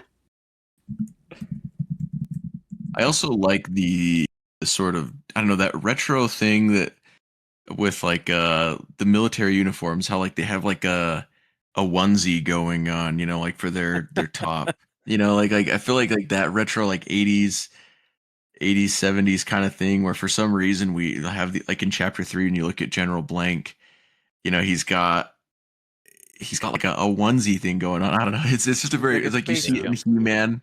Yeah, you see it in He-Man, you see it in all sorts of things like that come from that time period. But that's sort of yeah, I don't know what to call it other than like a onesie sort of instead of just pants. It's a fun old sci-fi trope that I love seeing. I do love all the aliens and just junk and robots and crap they come up with. Like the aliens are great. so funny. Like there's so many like crazy designs that they put in there in the background. Like I love when Peter gets the chance to just go hog wild on drawing and stuff and robots. Yeah, that's exactly what it feels like. Yeah. Like that's where the man just has the most fun, you can tell. And a lot of those, if you haven't flipped through your Palladium book yet, like a lot of the characters in the background of this become alien species in that book and get like this huge backstory. And it's just like a guy in the background of this comic. It's really cool. Really got to Star Wars it. Yep. Oh yeah. Yeah, it's awesome. I do like that Lene looks exactly like April O'Neil. Like she got the same jumpsuit even. She's Space April. Yeah, Space April. Amazing. That's all I've got. Yeah, that's all I got too. What a bunch of good books. So, Dug 'em. dude, It was so much Yeah. there. I mean, this is, you know, I've gotten to do some really fun things with turtles, but this for me has been like, I mean, I love reading the comics. I'm still working on them, and but like getting to do this Fugitoid story for me was just such a, I still can't believe that it's like done and came out, and yeah, and hopefully we get to keep going and do more. Like obviously the Tales comics are going to continue, but any chance to bring this character back in any form, I'm down for. Same here. Like I would really love to see this Fugitoid. I want to see more of his hotel. You know, 'cause I work in hotels in real life, and I want more of that representation. So, I can give you like the Hotel It's- worker representation. yeah, well, did that whole thing seem like it was out of left field, or did anybody catch like in the joke I made about robot hotels in the first issue? Did that connect at all? you know what? I did not catch that. Yeah, okay. Yeah. Like that, maybe like when people are reading the trade all in one sitting or something. But so in issue 4, when they're walking up to Eastman High, Bonnie cracks some, I think he's being serious, but he's like saying to Fugitoid is like, oh, you could probably hide at one of those robot hotels in Japan. You'd probably blend right in or something like that. You know what? You're right. If I had read all 3 of them consecutively, I read Spaced 2 out, issues yeah. last night, and I read the last issue tonight. Yeah. No, I did the totally. same. Yeah. Totally understand, but yeah, that's one of those things that's like I didn't want it to feel totally random, and like not everybody knows that they have those, but my wife's Japanese and her family's out there, and we've been out a couple times the past few years, and I went after Mutant Mayhem came out. They did these graffiti drawings in Osaka. There's like a America town called America Mira, so it's like a promotion for the movie. They did Mutant Mayhem graffiti, so I like went over there to see them in real life and explore the city a little bit. And they also had a robot hotel there that not only had like robot looking robots, but robots that look like velociraptors as like was like behind the counter. So it was like, oh, okay, so like I could, maybe we could pretend that Zog is one of those. So that's where like the animatronic joke came from. But anyways, that's why like stuff as crazy as that exists in Osaka, where there's dinosaurs and robots behind the counter. So That's awesome. I had no idea. I had to look it up. I was like, what the hell is this Andrew guy That's why writing it's- about? Yeah. So that's why you specifically picked Osaka then. Like Yes. that's where he goes to. Cool. Yeah, and I also like Osaka had that little America town has a little fake Statue of Liberty at the top of one of the buildings, like some of the restaurants. Oh, okay. Lots of American, like there's pizza places. So I thought that would be a place that like, a little piece of home for Fugitoid living there. All right. Andrew, dude, thank you so much for being on the show with us and talking all Fugitoid and all the other stuff that like you let us know about. If anyone wants to hit you up about more information, where could they do that online? Yeah, you can find me on socials at Joustra on pretty much everything. And I gotta plug the trade paperback of Fugitoid Frenzy comes out September 29th. So that collects those 3 issues. It's already up for pre-order pretty much everywhere, Amazon, Target, anywhere you can get books, but get from your comic shop though, obviously. Get it in your local comic book shop, yeah. And then the next arc, Coastal Chaos, comes out September 9th, and the pre-order buy date for that I think is August 3rd. Yeah, the FOC final order cutoff. And then Mutant Mayhem 2 title to be determined. Yeah, comes out August of 2027. So we got a ways to wait on that one. so we're fingers crossed. No delays again on that one. No, we will be Mattel and Paramount would As would do roll. horrible, right? terrible things to us. So Yeah. no, it will be out. Gotcha. It'll be out next August. Yep. I'm still working on it right now. It's going great. I can't say anything about it other than Shredder's in it and he's scary as hell. But I think that's what people want. So hopefully. Yeah. Yeah. Yeah, because So I'm down for that. we're gonna have so many questions going into it as we get closer. There's like Keep your it's, phone on. Yeah. Yeah, exactly. The DMs Yeah. will be coming, dude. Yeah.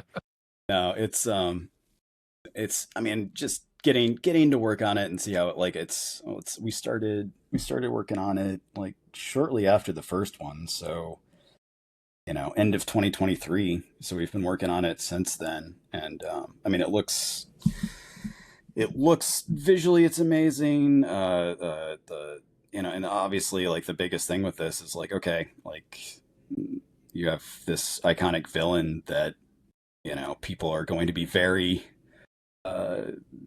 very specific about. I mean, we've seen versions of him that are not well received. I mean, Mhm.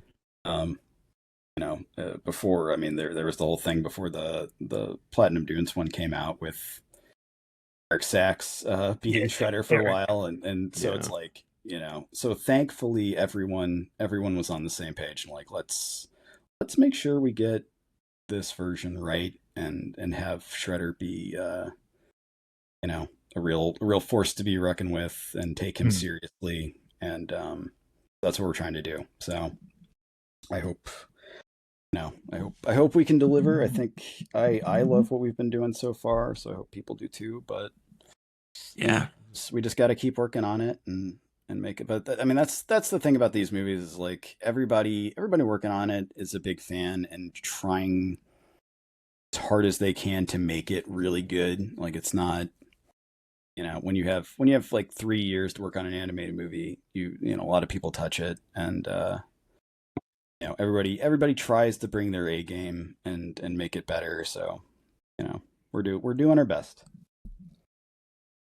That actually goes a long way to, like, what a lot of the modern TMNT stuff has done, like, or like the design philosophy and the creative like minds behind it. Like, as much as like the old fans like cry about the new stuff, like the new stuff is made by people who also grew up on the old stuff. Like, the love is there. Yeah, absolutely. And I mean, it doesn't always work. It's not always what people want. Like, if I was like writing these movies and directing it, I would be doing it differently than these guys are. But I'm just grateful to be part of it, and I'm able to contribute where I can. And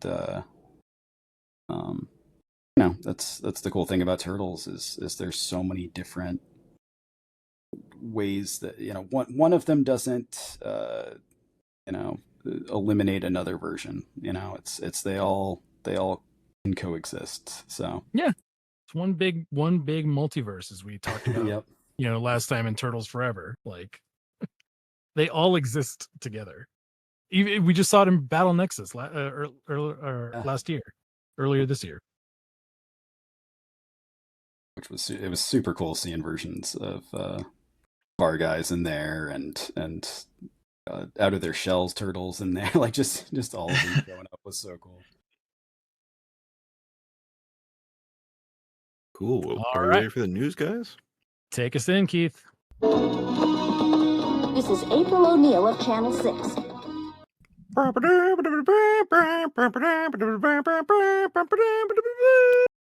Cody, we have a litany of toys to talk about tonight.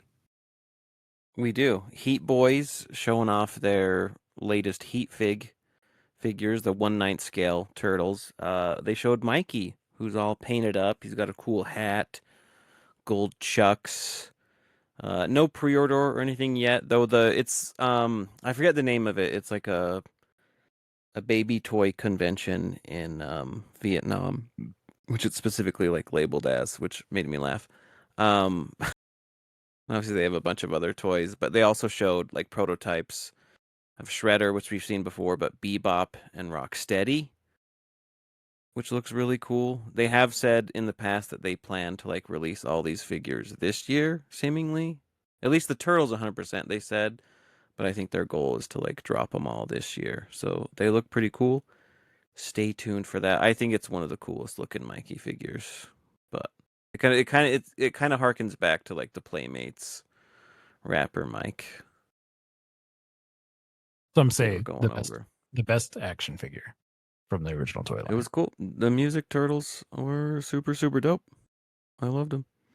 There's growing speculation. I mean, specifically around like because there's been speculation about like the TMNT license in the figure side because Mattel will be taking over from the master license from Playmates. NECA's behavior lately, like suddenly all their figures, the Toon figures specifically, which used to be exclusive to Target, I believe, are showing up on Amazon, Entertainment Earth. So it's like the floodgates are open for people to seemingly buy them everywhere, and the speculation that they need to get rid of all their Turtles stock, which I'm sure they're tired of having like huge inventories on some of these runs. Along with that, they're starting to drop, and I think they're coming up for pre-order in like July. The Neighborhood Dudes Turtles, where we get Sailor Raph, who comes with Leo heads, and Construction Donatello, which is pretty fun. I love turtles in wacky goofball costumes, so these are pretty cool. Though I do think Sailor Raph, it would have been cooler if he would have had all 4 turtle heads. But what can you do? Well, he couldn't have Donatello because Donatello didn't drink the love potion. It doesn't matter though. It doesn't matter. You have a look. He can pretend. It's He can proper. pretend. Yeah, in the smart business sense, look, they're not even thinking cynically enough. Where they don't want to do like a 2-pack, right? They could force people to buy it 4 times if they did all 4 turtle heads. That's true. People would go immediately. Don't give them any But I think they're ideas, pretty Cody. cool. It works for everyone because you can still buy 1 if you want and swap the heads, but then people would buy 4. So those look really cool. Those are coming up. Playmates, they're still revealing new things. They're doing a series of blind boxes for SDCC, though I think there'll also be a retail release they've said to some degree. 12 variants of metallic turtles. So you have the common metallic versions where they're kind of metallic versions of their original colors. So most of the turtles are kind of a greenish hue. Donnie is his brownish. I think technically it's like a olive green kind of thing. It comes off looking more like goldy bronze-ish. And then the rare versions is a silver version of each turtle, and then ultra rare is gold for each turtle, which is pretty cool. And Mike has agreed he's going to buy full sets for all of us. Yeah, you wanna wait with me in line, Andrew? Yes, I was wondering how they would get me to buy these guys like yet again before the license is like, okay, yep, I'm gonna have to get some. So Yep. They look like they're just back metalized versions of remastered figures. And I've seen like speculation on like, are they articulated or not? I've seen them described as statues, but it looks like the arms have articulation. They might be like 5 POA, and they harken back to the original, like the 5th anniversary Leo in gold. So yeah. But yeah, hopefully at least I don't think they've said clearly. Hopefully at least the blind boxes indicate which turtle it is. It'd be pretty wild if they're purely blind and you're just buying way more than 12 to try and get them. Because that's the crazy thing. Even if Mike gets us all of them, we can't guarantee he got all of them. So Mike's gonna have his work cut out for us figuring it out. It's gonna be like 8 Leos or something. Can you imagine? 8 of the worst turtle. Yeah. Yeah. No, he's the best. If you're getting a figure, you want to go Leo. It's the best figure to get. Super 7, they're doing their Reaction Plus, which are essentially if the turtles were made as G.I. Joes back in the day. So with the O-ring, the first wave, Donatello, Raph, Shredder, and Foot Soldier, $25 each. A little pricey for reaction figures. This is absolutely ridiculous. I saw your video on them. I was like, there's no way in hell. Those are $25, but sure enough. I mean, Super 7 generally does like smaller runs. They're not necessarily always sold like at every retailer on the planet. Though they do sell their figures at like Walmart and Target. It's like they could in theory do a better run, but yeah, their figures are just pricey. Yeah. Like I'm skipping these, but those Visionaries figures that they announced, so Those are Oh, pretty cool. Like the hologram things. yeah, the hologram lenticular on the chest. Oh, I always wanted those when I was younger, and now I finally have an opportunity to get them. Was that a TV show? Or is it No, just purely a toy it line? was just purely a toy line with a sick commercial. Interesting. But yeah, that's all we got for toys. All right. Comics. We already alluded to the TMNT Coastal Chaos coming out. Andrew, anything more you want to say about that? These are gonna have 4 covers each, which is cool. There's like I saw some confusion when the announcement went out because it's like there's the 3 that all are very clearly Armagon, Coastal Chaos, and then there's one where Raph is sparring Zog and Bebop and Rocksteady are there, and those are going to be part of this like extracurriculars set that are done by one of the artists on the movie, Chalky Wong, and each one of those, I think those are going to be like the rarest one. Going to be like retailer incentive kind of ones. Yeah, so like, things where like that ref boxing or like something where they're like making pizza, like, kind of fun what if type of things. So Zog is not in Coastal Chaos. Don't get your hopes up. Those I didn't get to mention earlier, but those chalky wanders for your issues are so good. Insane. Like the very first like issue 4 that he kind of did that's sort of like a Frankenstein movie poster style is like but they're all amazing. He's fantastic, and he did this dev for both of the movies and also for the Tales TV show. So he's a freak of nature. He's great. I love the one with him like huddled under the desk while Zog's walking around. It's like so the Jurassic cool. Park cover. Oh, yeah, it's amazing. So cool. But yeah, so those are gonna be that. And then I'm trying to think if the first volume of Tales, the first 3 issues, the Mechazoid Summer, that was written by Mikey Levitt. That trade paperback comes out before mine, I think sometime in August. I think that's it for my stuff. So. Okay. Yeah, final order cutoff date just again is August 3rd, and like the final order cutoff date is super important because comic books are a direct market, meaning that the stores are just buying them from the publisher, and so the publisher gets their numbers from how many they sell to stores, and when you pre-order, before the final order cutoff date at a store, you make it so that the store has to buy some to sell to you, and so then that also helps them see that there's interest in this book and makes them buy more. So yes, and then you just never pick up your poll list, and everyone wins. Yeah. For that call, we're about to cancel your list. Come in. Yeah. But I know, like obviously it's less titles right now for Turtles than there has been in a while in terms of the comics, but like because this is tied to Mayhem and the show and stuff, it's kind of somehow survived. So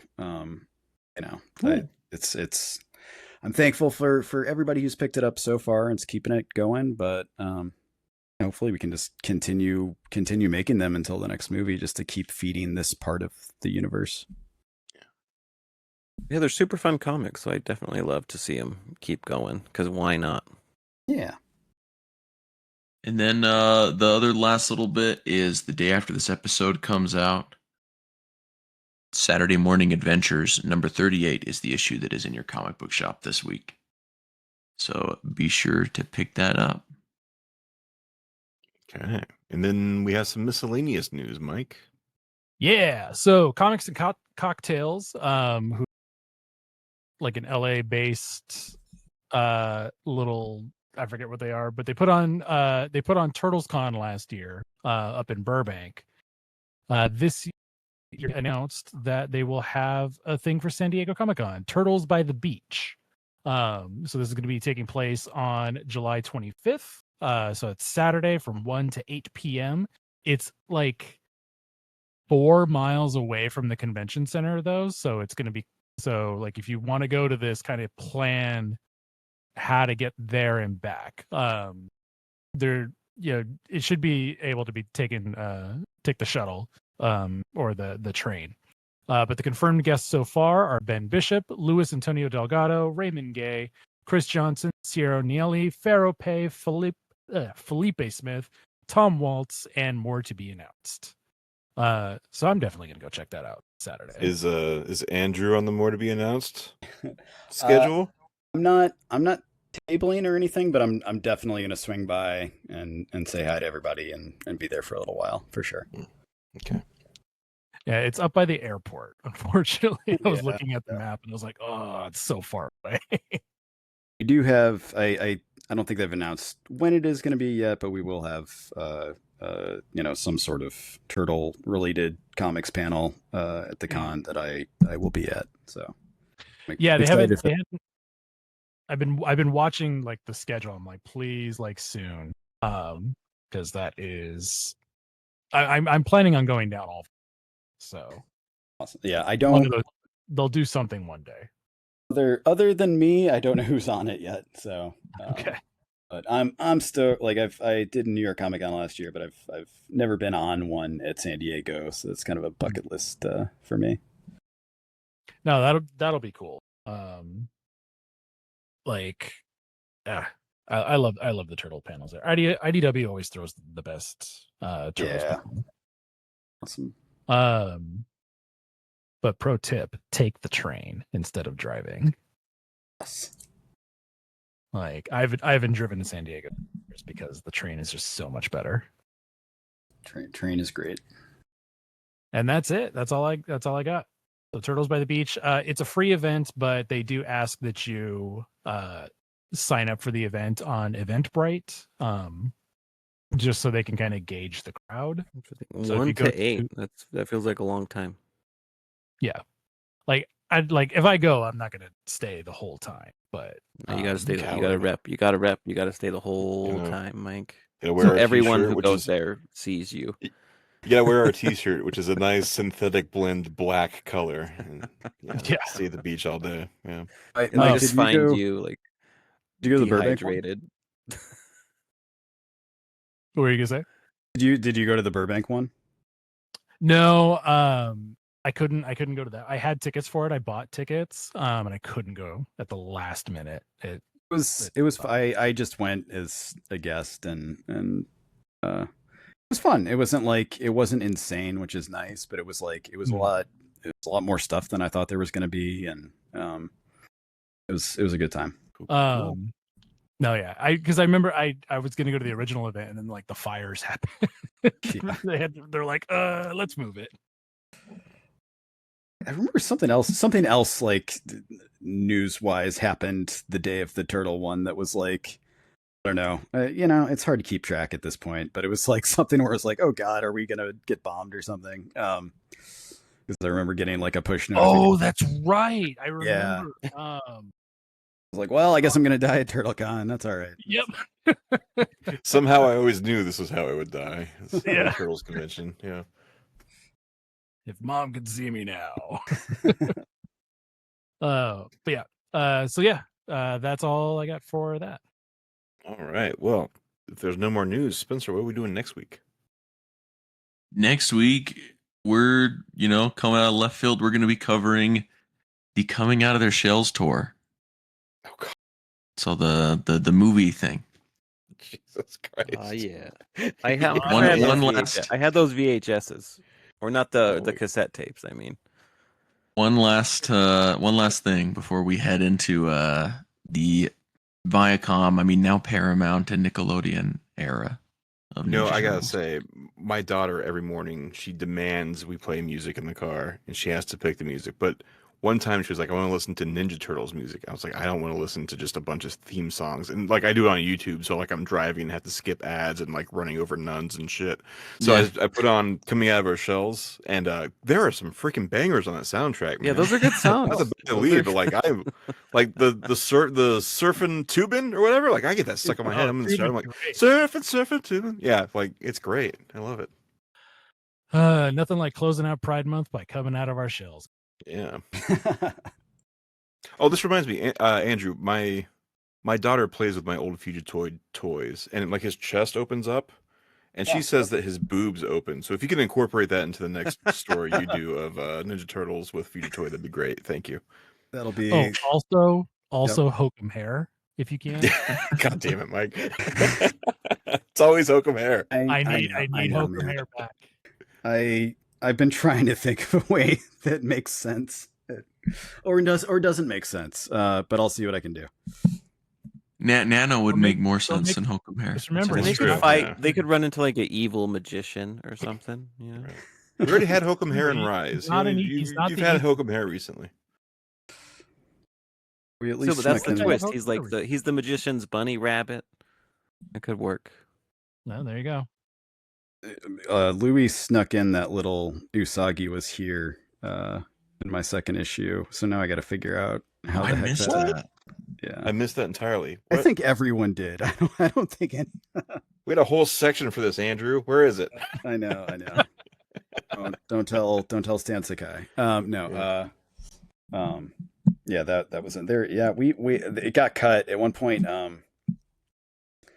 We almost had an Usagi Easter egg in Mutant Mayhem when we were recording Ice Cube for Superfly. He improvised something where he was talking about him, and we ended up not using it. But I was impressed that he knew who he was.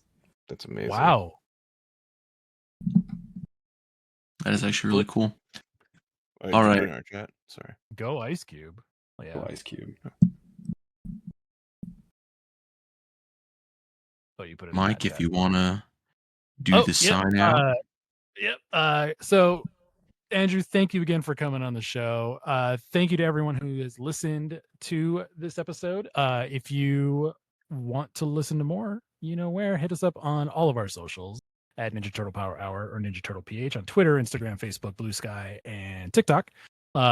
And sometimes Twitch, maybe. We'll see. You can also join our Discord at the link in our bio. All right, Andrew, thank you so much for coming on and joining us today. Oh, of course. Yeah. Thank you guys. It was a lot of fun. Nice meeting all of you. Yeah, thank you for hanging out, man. Sure. Yeah. Any time if if you ever want me back for future arcs or anything like that, happy to talk about it. I mean, it doesn't even have to be your stuff. You can come on and talk anything Ninja Turtle. I picked the Fugitoid thing because I was like, oh, cool, we can link these two. But if you want to come on and talk about coming out of our show next week, Oh my god. don't. Yeah. I haven't watched that in a long time, but I'd be happy to at some point. Yeah. Yeah, and hit me up before San Diego. We'll have to meet up. All right. Thank you again, listeners, so much for listening. And until next time, cowabunga, dudes. Certified, turtlefied. Booyakasha. Soup.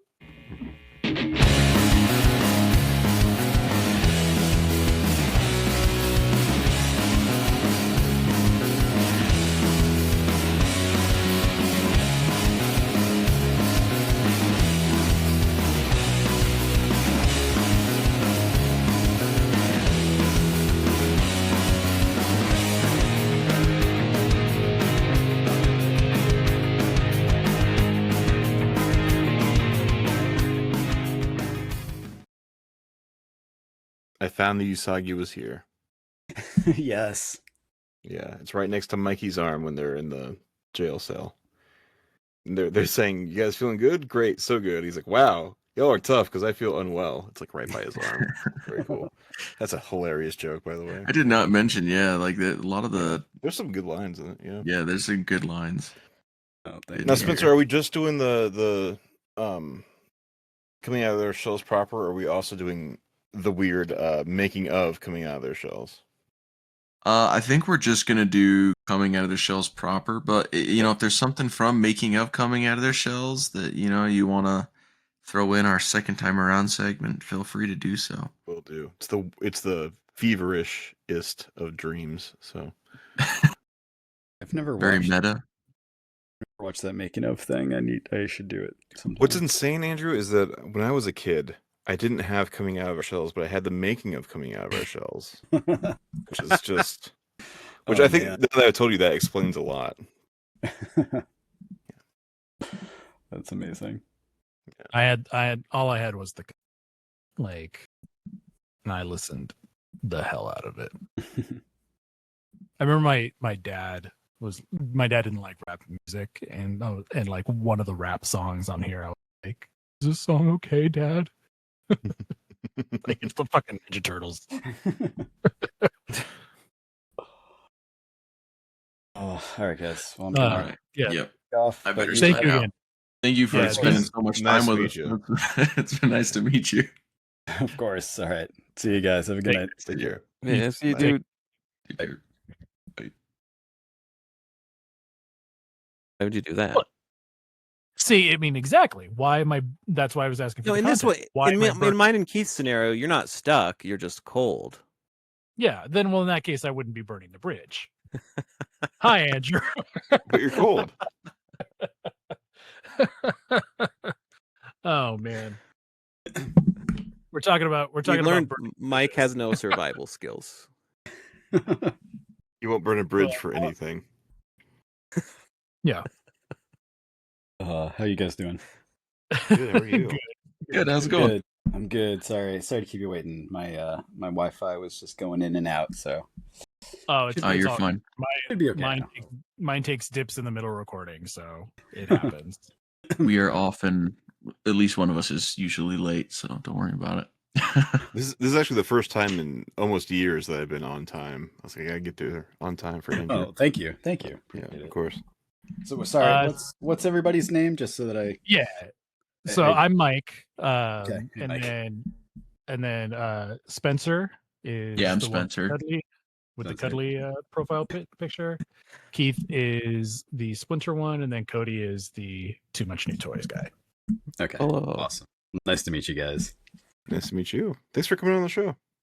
Oh, of course. No, I've listened to quite a few. I love you guys' conversations about different versions of the turtles. So no, it's a pleasure to talk to you guys. Awesome. Mike was very concerned that we were gonna shit all over you when you came, but it sounds like you I were you're really prepared for that. Yeah. He really he panicked. He I was- wanted to yeah. find things to shit on purpose to make Mike sweat, but I didn't. Same. Yeah. No, That's why- please feel free. That's why we were talking about burning bridges when you got there. We're like, we're just gonna be burning. But no, like that was the thing. Like we're gonna ask some hard hitting questions. Okay. And if you like, if you say something that like, oh, like maybe I shouldn't have said that, Spencer can cut it out. He edits the episode over the weekend, and then we drop it on Tuesday. Okay. Awesome. Yeah. I mean, whatever you guys feel like. If there's stuff that I feel like I'm not allowed to say or talk about, I'll just say that. But Yeah, no, it's absolutely. I'm not worried. We can talk about the movie, like whatever you can for the movie. Oh, like yeah, for sure. And then like I'll preface the question now so you can let us know. We really just want to know, are these stories canon to the universe or not? Because that was our biggest frustration with the show. I would like a real answer on that as well. It Okay. it kind of depends who you ask, which is bizarre. It's I write all of mine in such a way that it's like everything, and I know what we're doing on the second movie, like I know everything that's planned, so I try not to write anything that would contradict anything in the movies, so that it could all fit together. And it's such this weird murky area where it's like basically the old Tales comics, as you guys are very much aware, it's like each one starts off with kind of a similar format where it's like there's some way of kicking off the story, and those are kind of treated as legends almost at this point. But yeah, it's very murky, and it's frustrating for me as a writer, and it was frustrating for the folks that worked on the show as well. It seemed like it was a very like last minute thing that was stuck Yeah. in. Is that true? Can you speak to that or? Basically the show was being developed and produced at the same time as the first movie. Oh, Yeah, and there were a lot of things like we hadn't quite finished. That's right, we hadn't finished on Mutant Mayhem yet, as they were writing the series, and so as we were doing things, we would keep them up to date and all of that.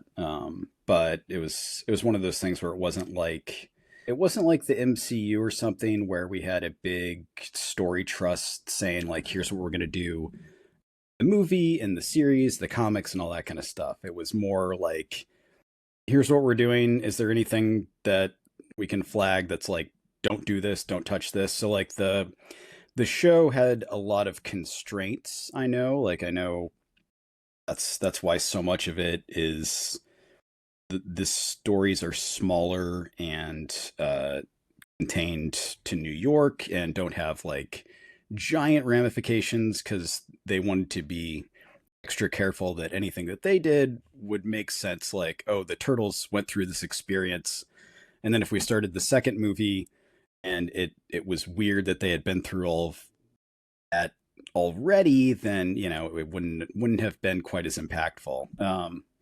So it was a really strange like balance, I think. And I think they did the best they could with it, and we're starting to kind of find momentum in the second season. And it was like that I met with Chris Yost a couple times and knew where future seasons and stories were headed, and I think they were like starting to find their rhythm when it got canceled, unfortunately, which really was just a product of the merger with the company. But yeah, it's a bummer. Like, the people working on the show were obviously bummed about it. Us on the movie were really bummed about it too, just because it was like another way to continue stories with this version of the Turtles. So I feel very lucky that the comic is still going, and that like I hopefully will continue to, at least for a while. But we just gotta wait and see. Yeah, I saw news for. I was gonna I say saw it's news somewhat reassuring to know that Oh. like you're also frustrated by whether or not this is like a made up story or not. Is what you wrote here, was this supposed to be like in the show, or was it strictly for the comic?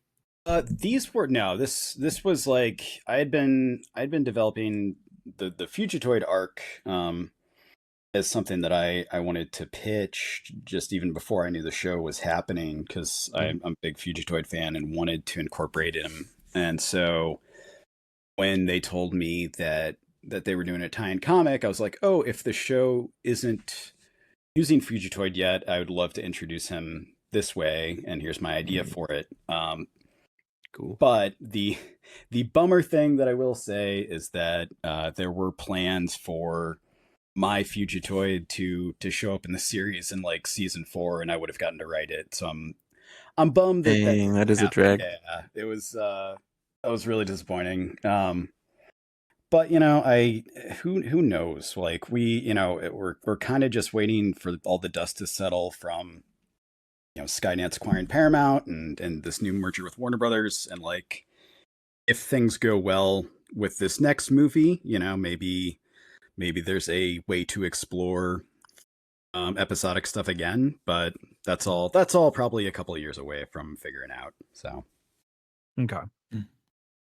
But yeah, the Fugitoid arc, the first one that was out, yeah, that was something that I had planned and wanted to do. And then the second arc that we just announced with Armagon was one that again I had pitched using Armagon as the villain, and I met with Chris Yost, and I think it was before that the season dropped, where the East River 3 at the end, Mustang Sally and Lee the Eel go off on this like houseboat off to sea, and so me and Chris kind of talked about incorporating that into a story with Armagon. So and I wanted to like also honor what they were doing and not step on anything that the show had planned. So So we kind of took some of those ideas and put that into this comic. So that was a lot of fun.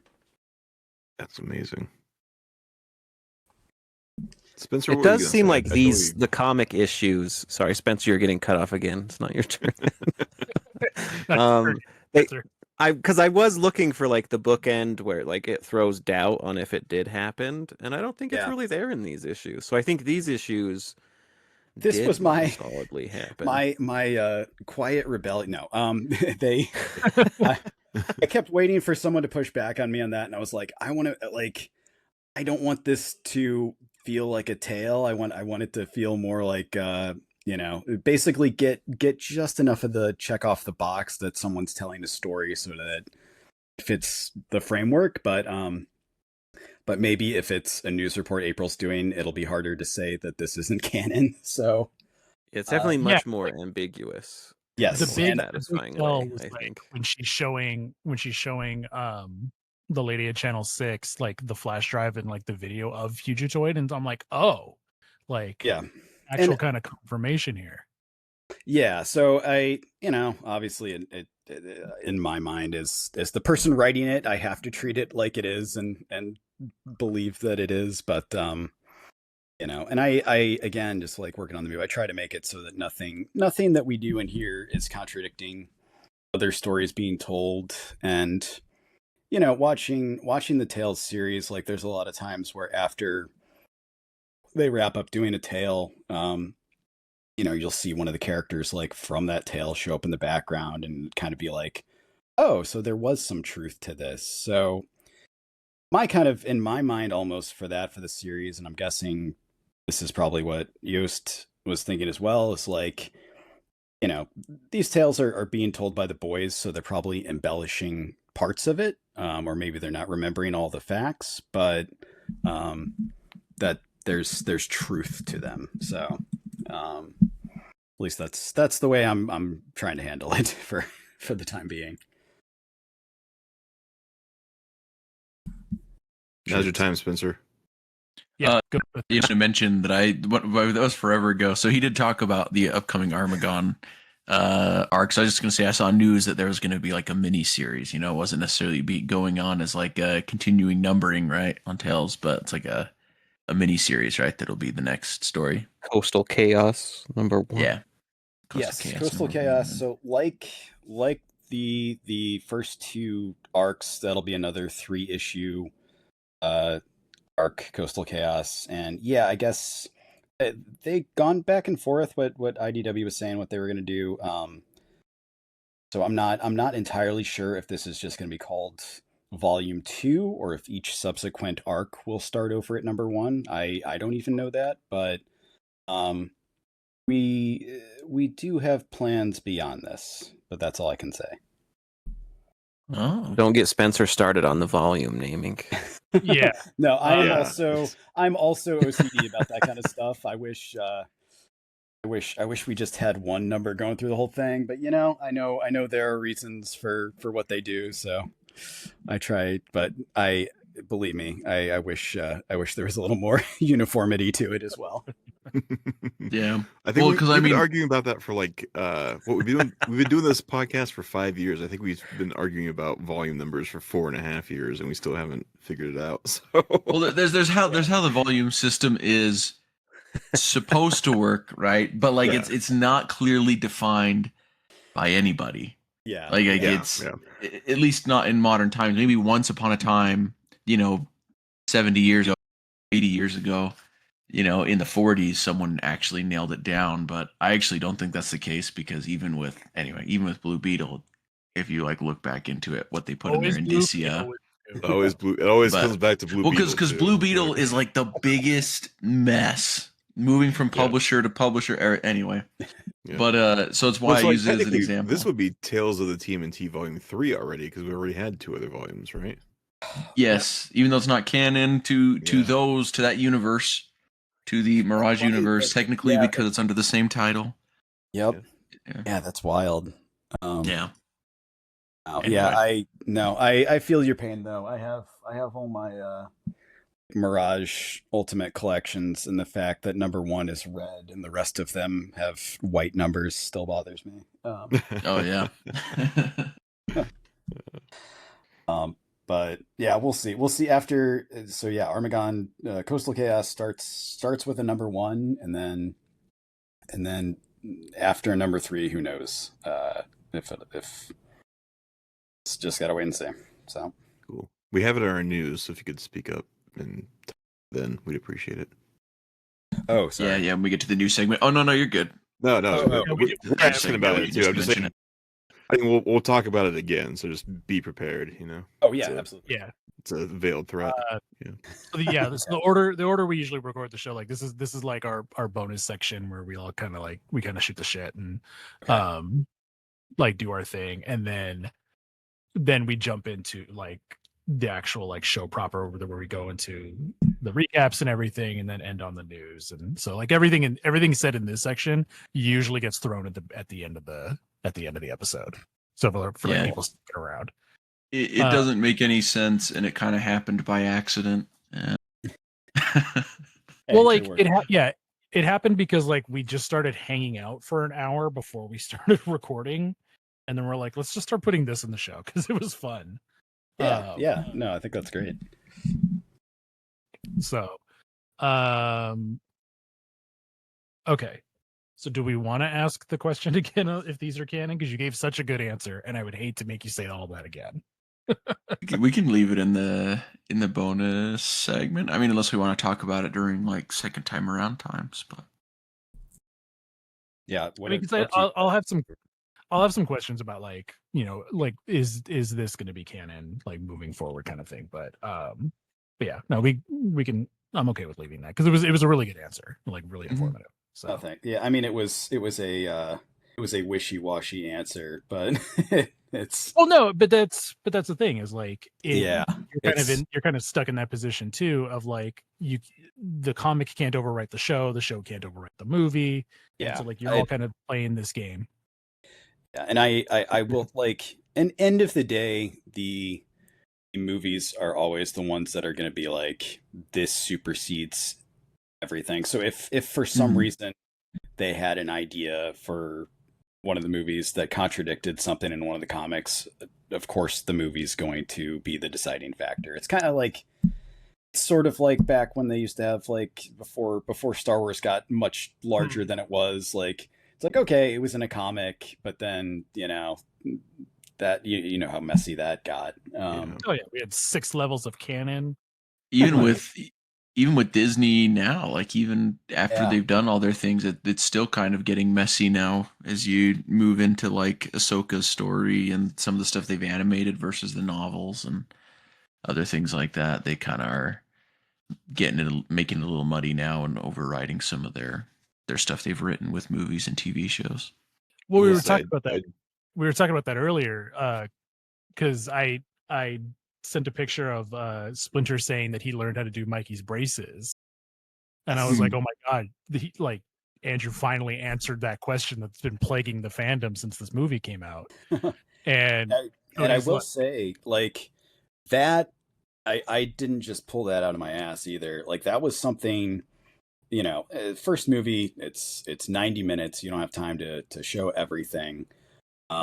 And I mean, we did talk about it, and we're like, okay, like Splinter probably, and that was an idea that came out from the movies, and I was like, well, what we didn't have time to put it in there, let me put it in here. So, That's awesome. But yeah, at one point, I think during a montage, like the training montage, right, where he's teaching them how to martial arts from YouTube, and he's giving them baths and all that kind of stuff as they're growing up.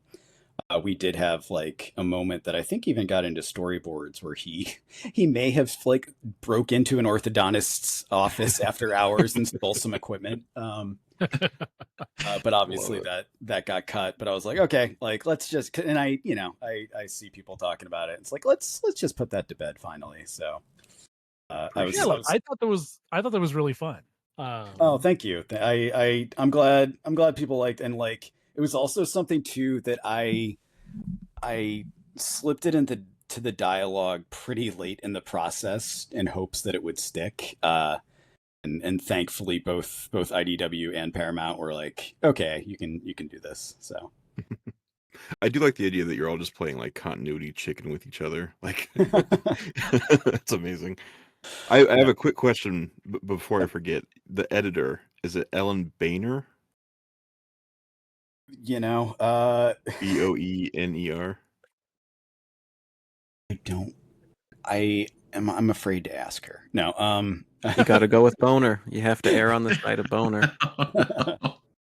I honestly thought it was Bonner, but I'm not sure, to be honest. See, I was sorry, between Boehner and Bonner because I knew a gal who was Boehmer with an M. It was spelled the same way, so I might just go with that. I could be, and I may have been saying it wrong this whole time. So wasn't the politician guy? Wasn't it Boehner? Isn't like he was like the Speaker of the House for many years or something? Oh yeah, John Boehner. Yeah. Could be it. Anyways, I will ask her next time I see her. But okay. Ask her and then apologize for how we then apologize. Yeah. There was the character. Wasn't the guy that was Quicksilver on WandaVision? Wasn't he spelled it the same way, but it was Boner? Yeah, that's right. Does he actually, his last name actually is pronounced Boner? In WandaVision, but I think that was part of the joke. Oh, okay. I was about to say, in real life, like his last name is actually no, that poor man. Right? We have 3 issues and we have 3 pronunciations that are ready. So let's each pick a pronunciation now. I'll go with Boehner, Mikey go with Bonner, and Cody, I know you want Boner, and then that way we'll get it right at least once, right? Yeah. I can ask her before you get it, then you can pick the one that. Oh, okay. I mean, let's all take a minute and say Boner. Yeah. Spencer. Yeah, it's more editing than Spencer Holwood. She'll never listen to this. She has much better things to do. It's okay. Yeah. Yeah. No, I get that. IDW's aware of us, but I'm gonna actually know what we talk about. That's bad when the person who edits your podcast is like, yeah, I got better things to do than to listen to you idiots talk. Yeah. Yeah. Spencer just looks for the dead air and cuts it there. Yeah. I don't blame him. Okay, cool. So then so we'll do just like our normal intro, and then we'll announce her on the show and talk about the movie for a little bit, and then talk about like, hey, why is Andrew here today? That's good. So all right.